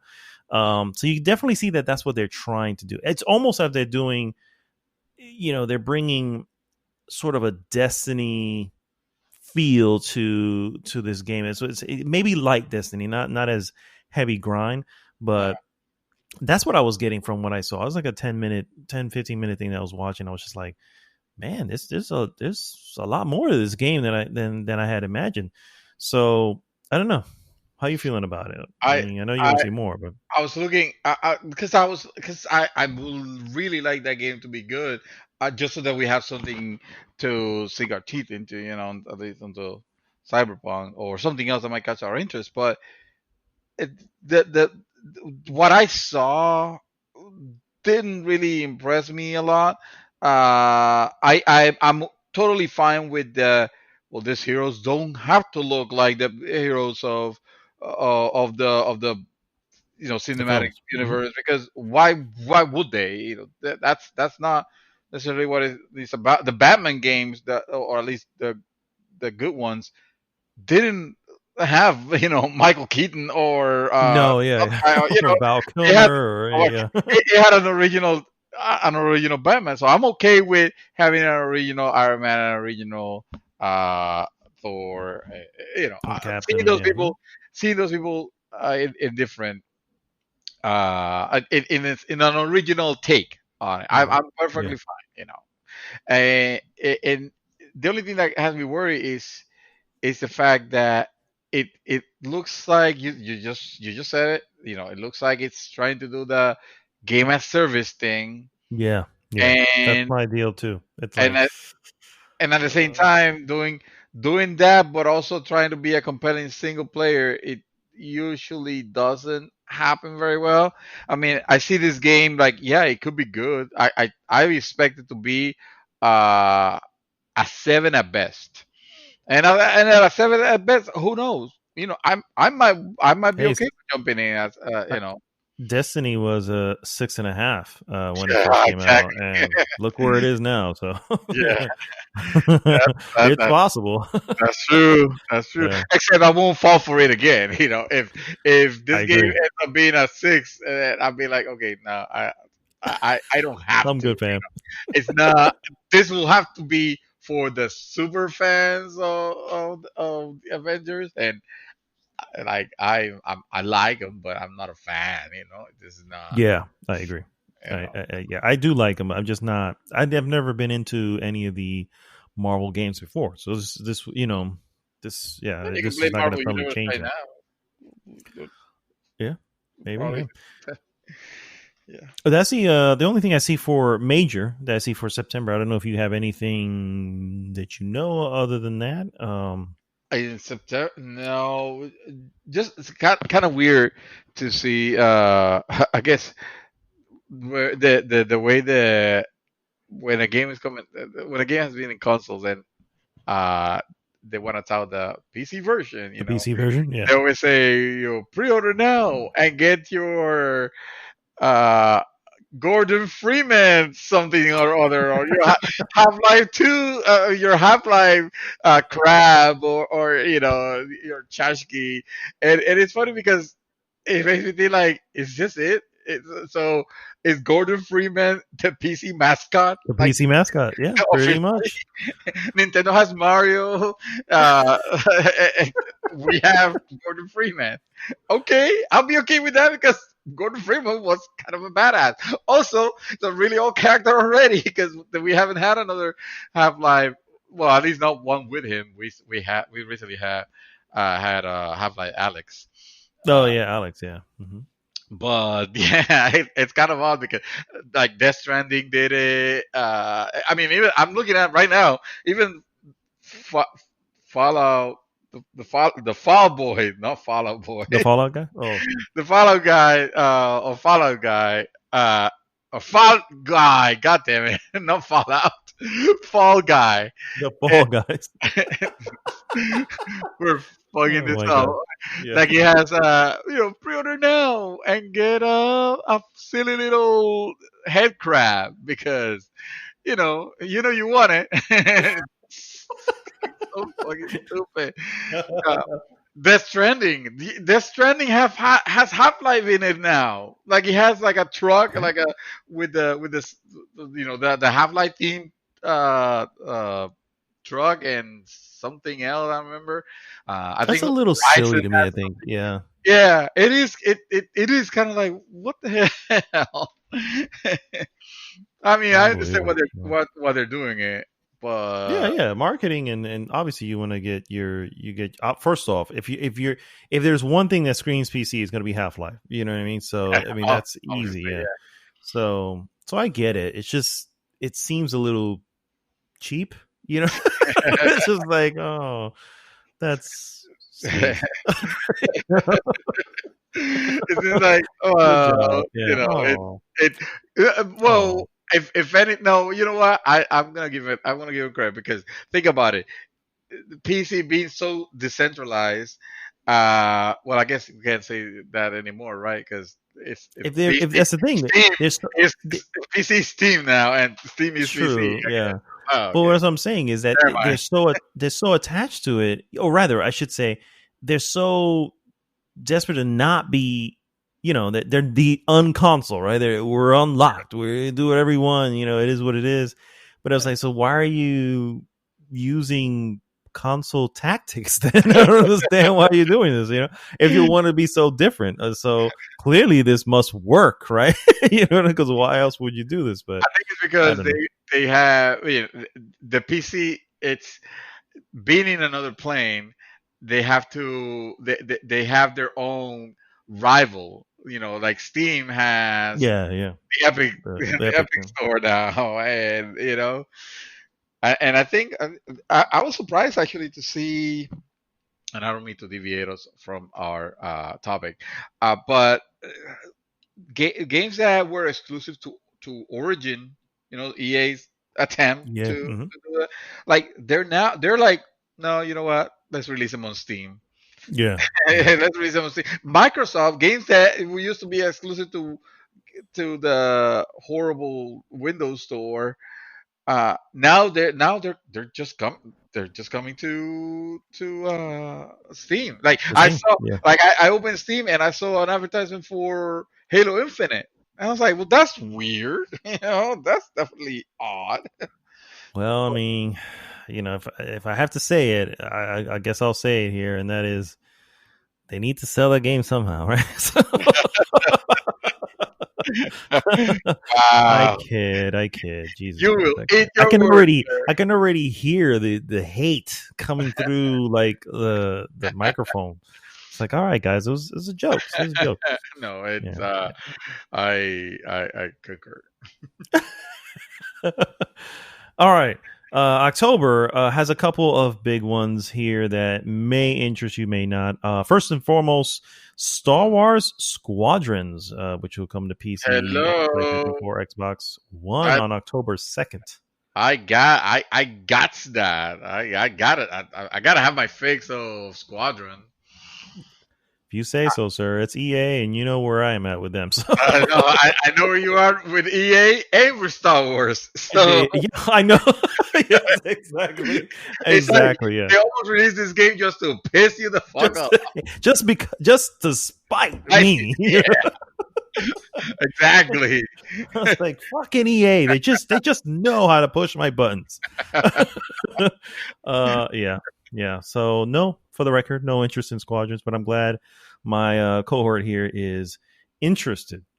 Who else And is we'll interested see. in Squadron? Post below. Post a comment Yeah, below. yeah. Put Say it in something. comments. See, we can see kind of take a temperature check as to see who's interested in it. A big one here, obviously, it's big for everyone, not really for you or I, but FIFA 21 obviously will come out that month as well.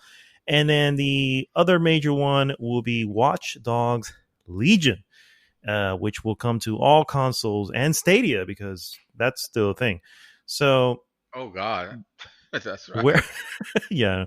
Uh, I've seen like we kind of spoke about it when we spoke about the Ubisoft thing, and it's just like, man, does this Yeah. scream like open world garbage? You know, it's just like I feel like they're trying to make something different. I mean, you know, I give them credit here. You know what I mean? Because I didn't know that they were even going to come back with Watch Dogs. I figured that Watch Dogs really wasn't doing well. Watch Dogs 2 apparently was actually good, but I mean, I didn't feel like anybody was really talking about it. So Not here we not are, Watch Dogs Legion. no one in the group, but people liked it, and it sold well enough for you to make another one.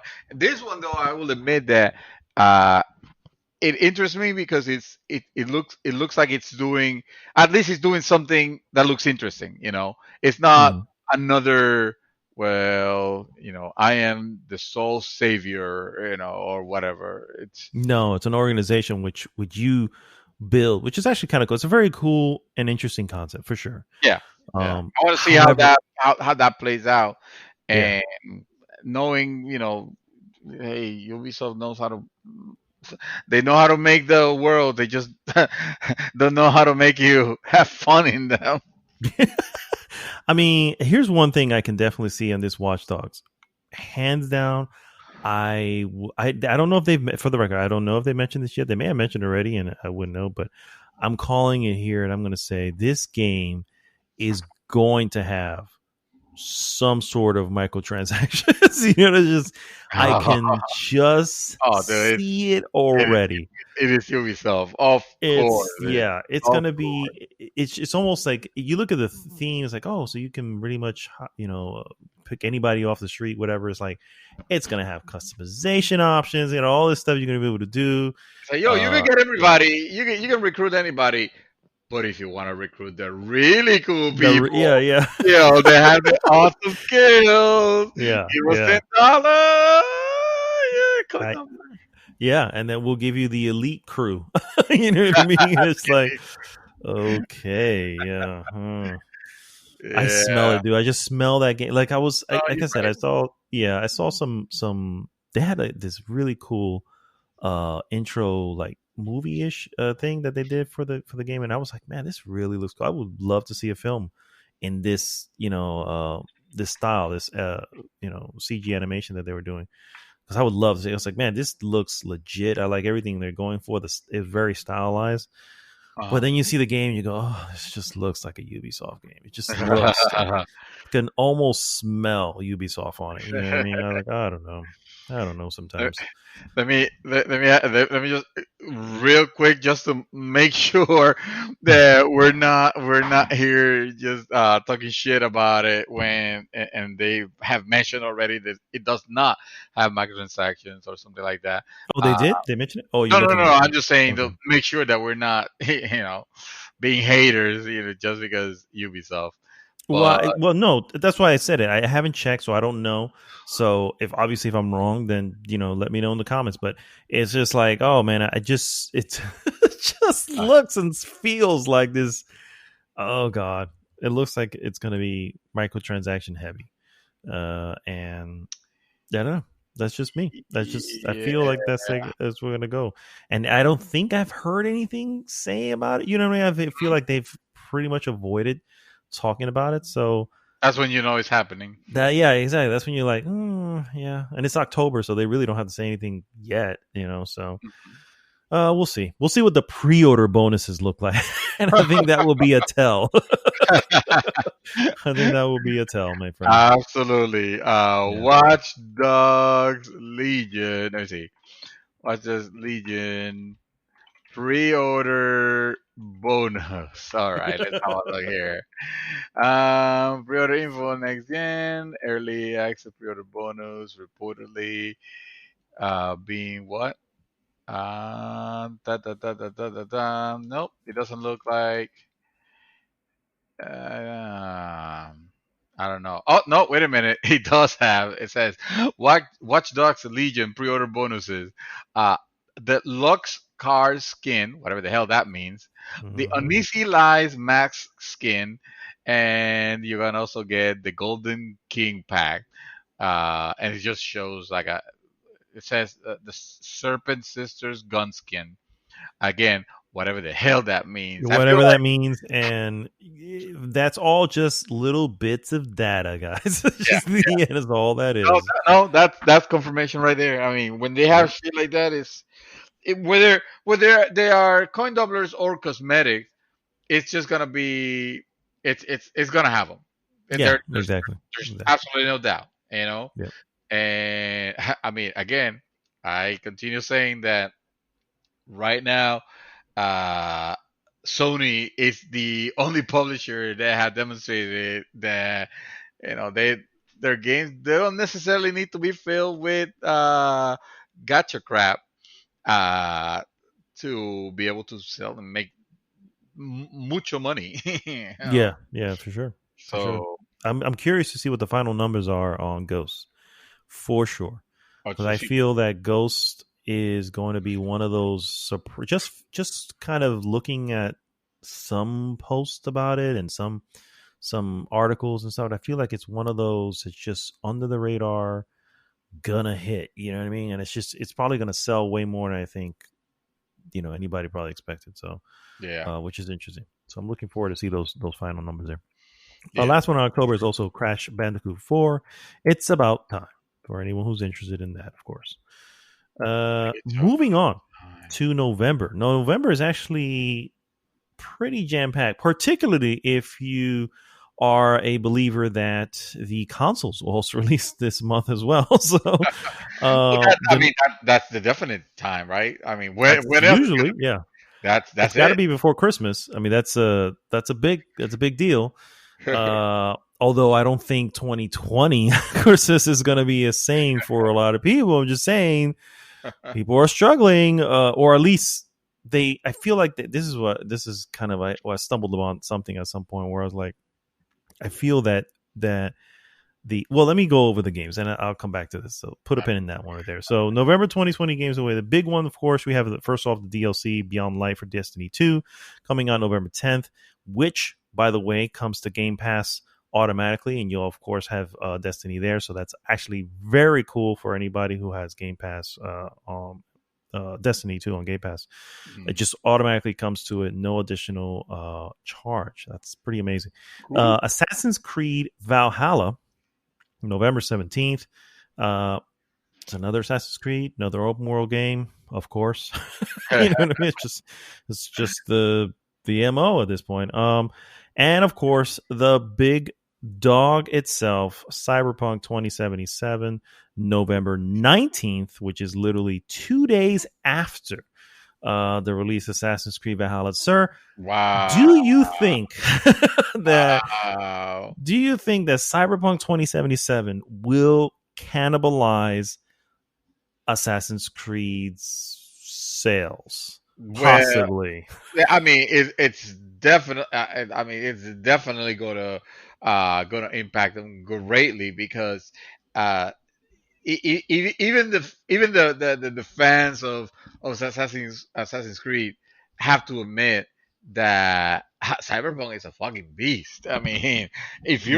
if you're not going for that game, uh, you just don't like RPGs in general, which is understandable. There are a lot of people Yeah, that but this is also not your typical RPG. You know what I mean? This no, is not. Yeah, if you look at it, but you go, this looks like an action game.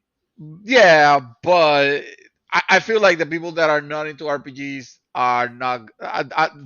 They might look at this and not realize that, you know. True. Uh, True. so because they're thinking, oh, they made The Witcher the most RPG that you can RPG. So, uh, and that's my concern. But yeah, they definitely made a huge mistake of putting it so close to Cyberpunk. If anything, it should have had a wide berth or girth or whatever is whatever is the Whatever the adjective is yeah. or the noun is. So here's another question. Watchdog Legions actually comes out towards the end of October 29th. So that's actually 2 weeks before, or roughly 2 weeks before Assassin's Creed Valhalla.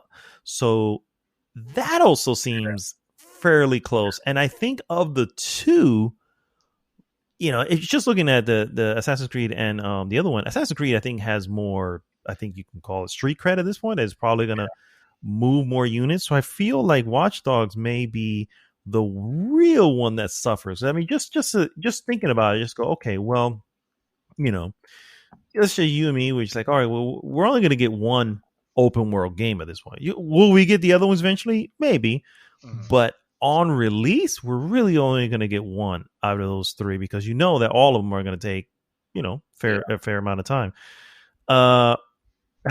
Well, I'll be playing Valhalla because I'm getting it for free. So true, but I mean, for obvious reasons, if you weren't getting it for free, would you? You know what I'm saying? No, if you weren't getting it for free, it would not even be on my radar. Exactly. Unless I heard stellar reviews, something like, "Oh my God, this is what we were waiting for from Ubi, and it delivered. Valhalla it is something else, and you need to experience it." And then be like, "Okay, well, I'm down because I like Odyssey, evidently for some ungodly reason. So I'll need to play it. Let me put it this way: as Odyssey has made me want to take a look at Assassin's Creed Origins, a game that I came and went, and I did not even pay attention, did not even notice. Honestly, I think you may. Yeah, from what I've understood, Odyssey was a better Origins. So going back to Origins may actually feel like a step back. So if I have any influence in here, I would say, dude, don't do it. In a sense, I think they're honestly, I think they're two very different games because when you play Assassin's Creed Odyssey, and it might be the reason that I like it is because it doesn't feel like an Assassin's Creed game. It feels like a Ubisoft game. Of course it does. It feels like the most Ubisoft game that you can play. But it looked like this could have been the competitor, Ubisoft's Witcher competitor, and not to say that it would have stood a chance, but it could have traded blows and it could have stand on its own. And someone at Ubisoft were like, "Oh shit, we forgot that we need to do Assassin's Creed. What's that project with the Gods of Olympus that you're doing? Oh, Odyssey. Okay, let's call it Assassin's Creed Odyssey, and let's just make it an Assassin's Creed game because yes, it does the thing where it takes you out into the present day, but it does it so few and far between, and it lasts so little, a few amount of time that you actually forget that, oh shit, yeah, this is an Assassin's Creed. You don't have the stupid hood of every Assassin's Creed game. You don't have the blades, the wrist blades of every Assassin's Creed game. So you will hear. You will Valhalla. Valhalla, yeah. It looks like they took it, and just like I think, if anything, I feel like Valhalla is more of a sequel to Origins than Odyssey, because again, Odyssey being a completely different thing, where it's like an RPG, and Odyssey and Origins being more of a traditional Assassin's Creed, and it looks like Valhalla is going back to being that. I feel like, again, it feels like Odyssey was just a stopgap put in the middle, just to say, hey, this game needs to sell. We need to make it something, and we don't want to call it Rayman Odyssey. We don't want to call it. We can't make it Watch Dogs Odyssey. We gotta give. This looks more like something out of Assassin's Creed. Okay, fuck it. Just put Assassin's Creed on the title, and that'll be the marketing. It's our new Assassin's Creed game. Yeah. So those three games, Assassin's Creed Valhalla, Cyberpunk, and Watch Dogs Legions, they come out basically within 20 days of each other. All right, within 20 days, those three games will be out. Oh, and by the way, new consoles will probably be out this month as well. So new consoles, yeah. So that's more money having to be allocated elsewhere, right? So I kind of have to go. I look at Watch Dogs Legion and go, I think it's time for you. I think it's time to admit that you guys are gonna not make it out of this I, well, essentially. yeah, I don't know if you agree, but I really feel that it is. It's just I feel like the writing's on the wall there. I don't know how the excitement is for the game, but when it's being released, it really reminds me a little bit of Titanfall 2. It's just like, oof, the point where you're putting this game, and that doesn't mean the big game's because Titanfall 2 was a great game, but the fact is it didn't sell because it was outsold by everything around it. And you have two massive games, Assassin's Creed, which is their own game, was Ubisoft's own game as well, and then Cyberpunk, and then the new consoles with whatever new games those are going to be coming. And it's just like, what do you I don't mean? think anybody. What do you mean, mean? when you say what do you mean when you say their own game? Because Watchdog is also a Ubisoft That's ad. what I mean. That's what I'm saying. So Watch Dogs is Ubisoft game, and they went ahead and said, yeah, we're going to release Valhalla 2 weeks after Oh, Watch okay. Dogs Legion. You know, similar to the EA debacle of Titanfall 2, and then Cyberpunk, and it just feels like. And then again, you throw in the new console. It just feels like I feel like Legions is just going to bomb. See, Not critically, but I think sales wise, it's just like I think it's I see it I see it playing a little different. okay. Because Assassin's Creed, yes, that's the of I guess between Watchdog and Assassin's Creed, it's almost Assassin's Creed. I would say has a little bit of edge, but it doesn't have. Dude, Assassin's Creed is their flagship title. Is Ubisoft's flagship title. I don't know if that's true anymore. That's the thing. Just because With just how well Odyssey did, why wouldn't it be? You know what I mean? no, but hear me out.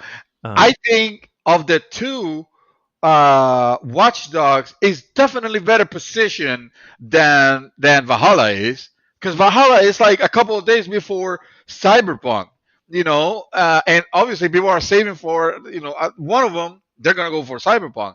Now, once you have Cyberpunk and 2 weeks have passed, you better believe they're gonna be Cyberpunk is we we.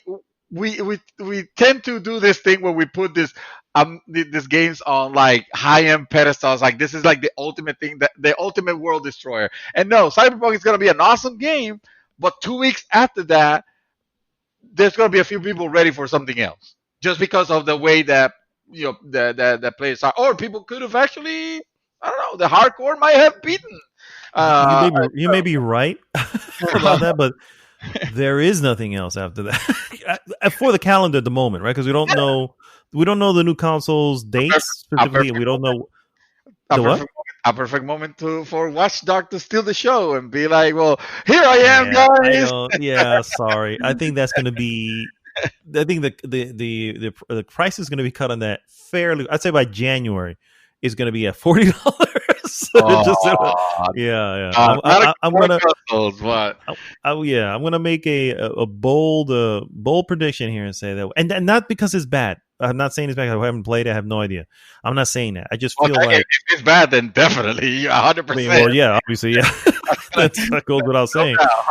But if it's good, I feel that it may, because I mean, just think of. So here, let me unpin what I had pinned before. So, we are, okay, so I get it. Like I said, you and I, for instance, we work in a position where we're able to work at home, but that is not a reality for a lot of people. And right now, a lot of people are actually able to receive some benefits from the government, right? So they're I think it's like $600 a week or something like that they're receiving. And on top of that, in many states, they're receiving, regular unemployment benefits. So there's actually an article I had to look into. I want to say it was NPR, but so it was referring to how there are many people who are making more now than they were before the pandemic. You know what I mean? So it's just like, for sure. So yeah. So when I look at that, I go, okay, so that explains some spending, right? Because we all know that, I mean, America in general is a spending nation. That's just kind of what we do. So I feel that a lot of the spending is that's where it's coming from. You know what I mean? And that may not continue. I think it's actually about to end now. If you know what I'm saying, and there's nothing new set up. The pandemic doesn't seem to be slowing down either. So it's like, I don't know, man. I feel like November's going to roll around. It's just there's not going to be a lot of money to be putting anywhere. And again, I'm not trying to put a damper or anything like that. I'm just saying that I just feel that, and I've said this before, and I was saying this, and I still feel that way, where it's just like I don't know if this is the right moment to launch these consoles. You know what I mean? It's like you're gonna ask people who are waiting for because again, it's like, for instance, I've never had when I was just finding work and stuff like that, I never had a problem finding work. Finding work you want, yes, obviously that's going to be difficult, but finding any kind of work, I mean, I've done a little bit of everything in my life, you know what I mean? But that's not possible now. You know what I mean? This is not the same type of place, recession, you know what I mean? So I feel like it's just, I feel like we're going to slowly see some of that buying power go away for Americans, you know what I mean? Or for what we're doing until it turns around. I feel it will obviously turn around eventually, but I don't think we're at the worst part yet. And until we're there, I can't see how this, and I still feel that they're going to launch it. I just think I think it may be a mistake. I think it may be, I feel like they may not be reading the room well enough, or they're reading into how much spending has been happening. Yeah, exactly. Has been happening recently, going, oh, things are fine. People are still going to spend on this type of stuff, and it's like, yeah, they can when they have money because they're being given money, you know what I mean, to support. No, I mean, I'm not saying that anybody's saying advantage, but people are obviously needing that stuff. But when you're now receiving more, and the same NPR article has people who don't even want to go back to work, it's like, okay, this is a weird situation. So when I throw all that into the mix, that's why I'm like, yeah, I just, you have these major game releases. You have consoles that we still don't even know the price, but I think we all can agree they're easily going to be $500. And then whatever game, right? Because what do you really want to buy a console and not a new game that you can play on it? That doesn't make sense. No one does that. You know what I mean? So I don't know. I just feel that poor Watch Dogs is going to suffer, the consequences of this. You know what I mean? What I'm saying. So I may be off. I may be, I don't know. You tell me. What do you think? What do you think about what I said? I think no. I honestly think that, I mean, if we're still if the discussion is between the three games that are being released, how it's gonna play it out. Because hold on. Hello. Can you hear me? Okay. I can hear you now. If that is still the discussion, then I will stand by my belief that said it looks like Valhalla might have to take a little bit of a bow here, because wow, okay, it's like fair enough. It just makes sense. A couple days later, Cyberpunk is out, and by the time the Legion comes out, fuck it, you already got paid again. So you enjoy. It just makes sense. It's math, It's not a theory. It's math. I guess maybe, sir. Maybe I'm just looking at it in dire terms. But you think Watchdog is something? Not for nothing, but you and I might have not been the core audience of that game. But no, you're right. It has. I just don't think it stands up to Assassin's Creed. You know what I mean? I just don't think it stands up to Assassin's Creed. I just think that Assassin's Creed moves more units. I think there is more interest in Assassin's Creed versus Watch Dogs. Particularly when, like I said, there's no conversation on Watch Dogs 2, which was apparently a good game. And Watch Dogs 1 was, the conversation around that was, it was a disappointment. A long time ago. It also came out a few years ago. Well, I'm saying when it did come out, you know what I'm saying? When it did come out, it wasn't like people raving about this game. You know what I mean? So that's what I'm saying. You know what I mean? And I feel like Assassin's Creed is a household name when it comes to when you think of Ubisoft, and it's like, yeah, we know Assassin's Creed, you know, and Watch Dogs Legion is like, I guess that's that other game that Ubisoft does. You know what I mean? It's like, I don't know. So I guess it remains to be seen, sir. It remains to be seen. So we're gonna do a quick little prediction now here, sir. What's your prediction on the console release dates? And go. The actual release time frame is gonna be November, because it usually is. I know. But what's the date, like, sir? I didn't ask for the time frame. I said the date. Oh well, fuck. Let me look at a calendar then. All right. So if we're gonna look at a calendar of, okay, so if we're gonna look at a calendar here, I say, when do they normal? Is it? There's no Tuesdays anymore, right? It's usually Friday now. So I'll say November 20th is going to be um PlayStation 5 release day, and I'm gonna place October 9 for Xbox. October 9. Wow.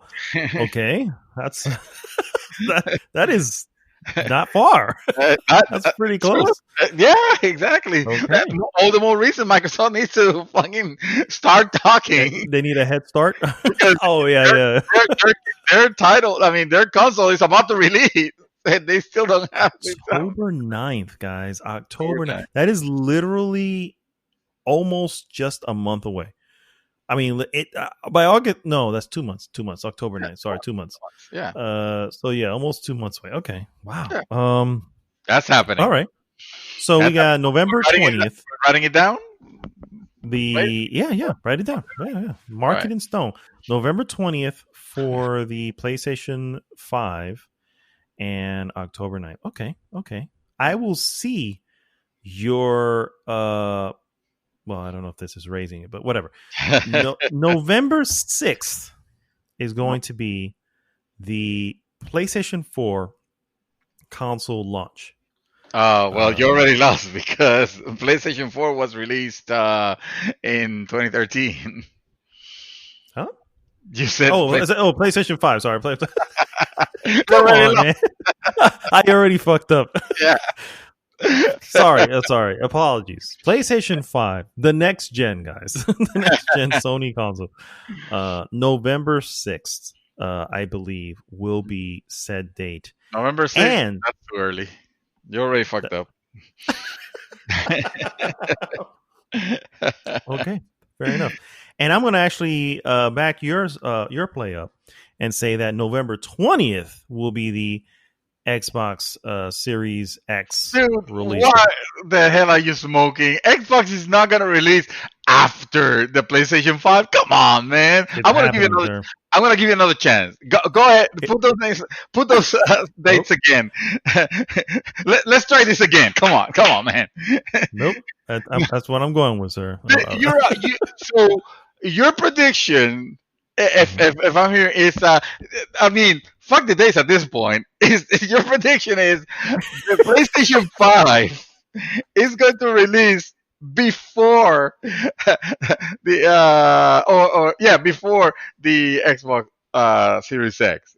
Am I hearing that right? Okay. Yeah, that's what I'm saying. With the logistics of, most of those units are built in Japan and all that. Well, who knows? Because I guess Xbox is also, and they've upped their order. So yeah, I was gonna say they're all coming from China.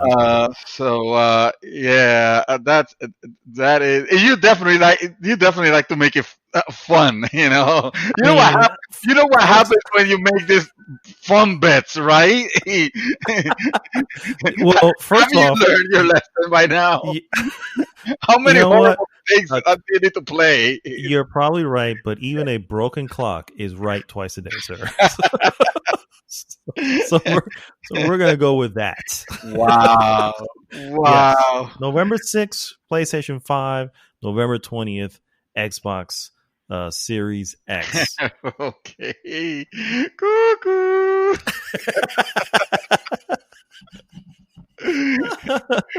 Well, thank you, sir. I think, Oh my god. I think, yeah. You definitely. Basically, what you're saying is, this Microsoft team is just a bunch of morons. It's like fuck So 'em. so why? So talk to me. Why is that such a? Why would that be a bad play on their part? Hello. I think if they have a slip, I mean, you don't even have to be a strategized person. You don't even need to have, to be, paid, to be a strategic analyst to know, hey, we're on the street. And by the street, I mean my son and a couple of nieces and nephews that I have. Is the PS5 is the contender to release. It's the house favorite, So we're gonna have to do a preemptive attack, just like we have done on every other release, and put the Xbox That's not brand true. first. The last one came out. The Xbox One came out after the PlayStation 4. Is that right? Yeah. Yes, that is right, sir. But we're not in the same position. Remember this? No, for sure they're not. Xbox were they were still on the high of the 360, thinking like, oh no, we got this. Yes, I mean TV, bro. Can PlayStation 4 do TV? No. Come on, guys. Welcome to Kinect. That was the Right. Microsoft back then. So that's why they make the stupid. No, no, no, no. They have the gaming Jesus at the helm, the miracle worker at the helm over there. Phil Spencer, yeah, for sure, yeah. That Phil Spencer, it, it, it, it will behoove him not to be like, oh well, let's just release after the PS5, because I mean, here's the deal. So you're right. I agree. That may be the case, but we also don't know when PlayStation 5 is coming out, and somebody's gonna have to say their date soon. You know what I mean? So, if Xbox comes out of nowhere and says, "Well, the fucking," unless they're gonna undershoot it, just like we have to make sure we get out early, so we're coming out according to you, October 9th. There we It's like, go. And now you understand no. why I don't know you saying why I'm saying, hey, it's gonna be as soon as possible. Why? Because they can't afford Sony to be like, well, we're gonna be there on October 1st. They can't afford to have that happen. So Oh they're my gonna god. release as soon as they can possibly get that box out. Not to mention those boxes are already, in warehouses. So it's at one point it's gonna happen.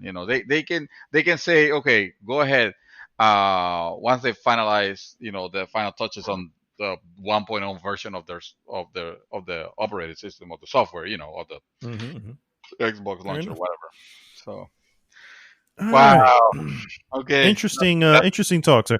that's So any insane. final any final closing thoughts on 2020? And Well, no, we know how bad it's been. We don't need to go. We don't need to rehash that.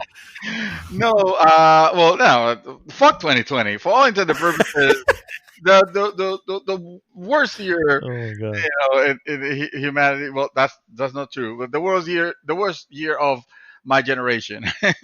Anyway, no, I wanted to ask: do we know if Ubisoft have mentioned anything about upgrading the games that are being released so close to No, we no? do know that they have gone on record and saying is that their games are still $60. Okay, So chances are that's the angle that I feel like they're playing. They're going, well, we'll let them play that angle because next gen, quote unquote, next gen is going to be $70 or $80, depending on what it is. yeah.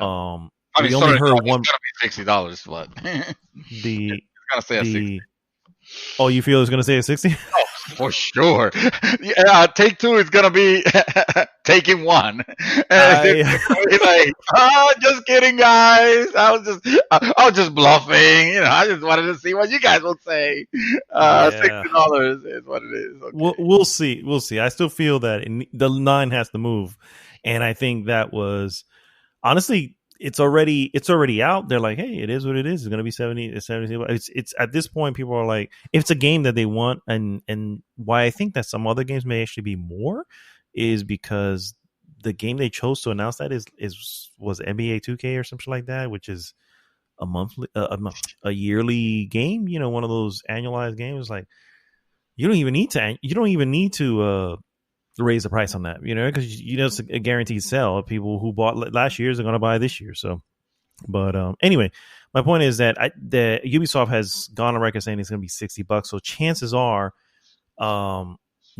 I don't think they have anything planned to Move the upgrade. stuff Yeah. to- okay, all right. Well, it's just, I mean, fine. You still be able to play them on your shiny new console, True. and PC. And I So think naturally there will be a little bit of a bump when it comes to performance and stuff like that.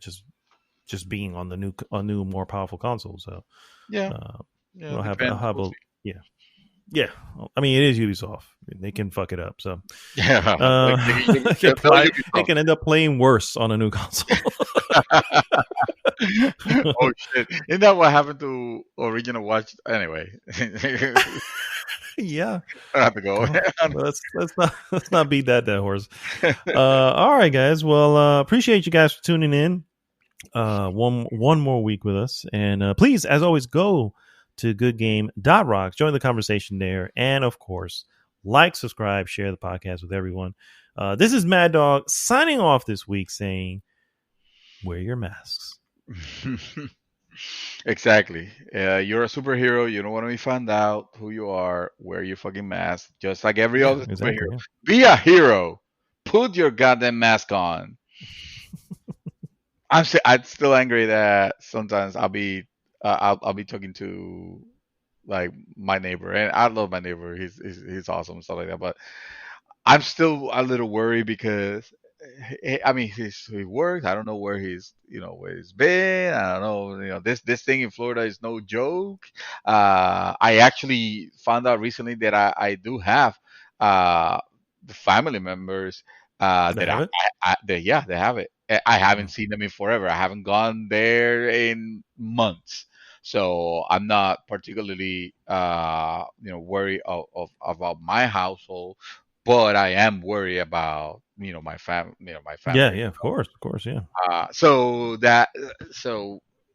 all the more reason to, regardless of the situation, I would say, even regardless if you're at home, somebody knocks at your door and it's gonna offer you something like that, just keep your Keep the distance. distance. Yeah, yeah. Even if you don't wear a mask, and even if they're not wearing a mask, keep them at a distance. It's like, I have people come over and from we had somebody come look at the freaking washing machine because I ended up having to get a new damn washer and dryer, but and only because this is the sad part. I didn't need the dryer. The dryer was fine, but I was getting a new washer, and it's like, well, Yeah, you gotta get a matching you need dryer, right? that. You Yeah, can't you get definitely you can't fuck so. up like that. So That's how they get you, man. Anyway, so the guy who's coming to look at the old one to see if we can salvage it somehow. uh, He's like, nope, stood back, like, nope. It's like, yeah, it's right over there. You can go do it. you don't need You to can see where it is. say, yeah. Yeah. So yeah, I hear If you. not, let me take your temperature. Let me take your temperature. I have a gun. I have a temperature. That just means nothing. It I know, means but nothing. I'm like, I'll still point it at you if you come in over here and be like, nope, head back. this little laser I know will how to do use something. That little laser is actually surprisingly accurate. I tested it in a few No, I scenarios. know. Yeah, It's kind of amazing the way that it works. And technology, man, it's I never know. so amazing. I tell you. Yeah, And yet, we're still being ravaged by a damn freaking virus. All right, guys. that's because On that note, we'll see you guys next week. GG!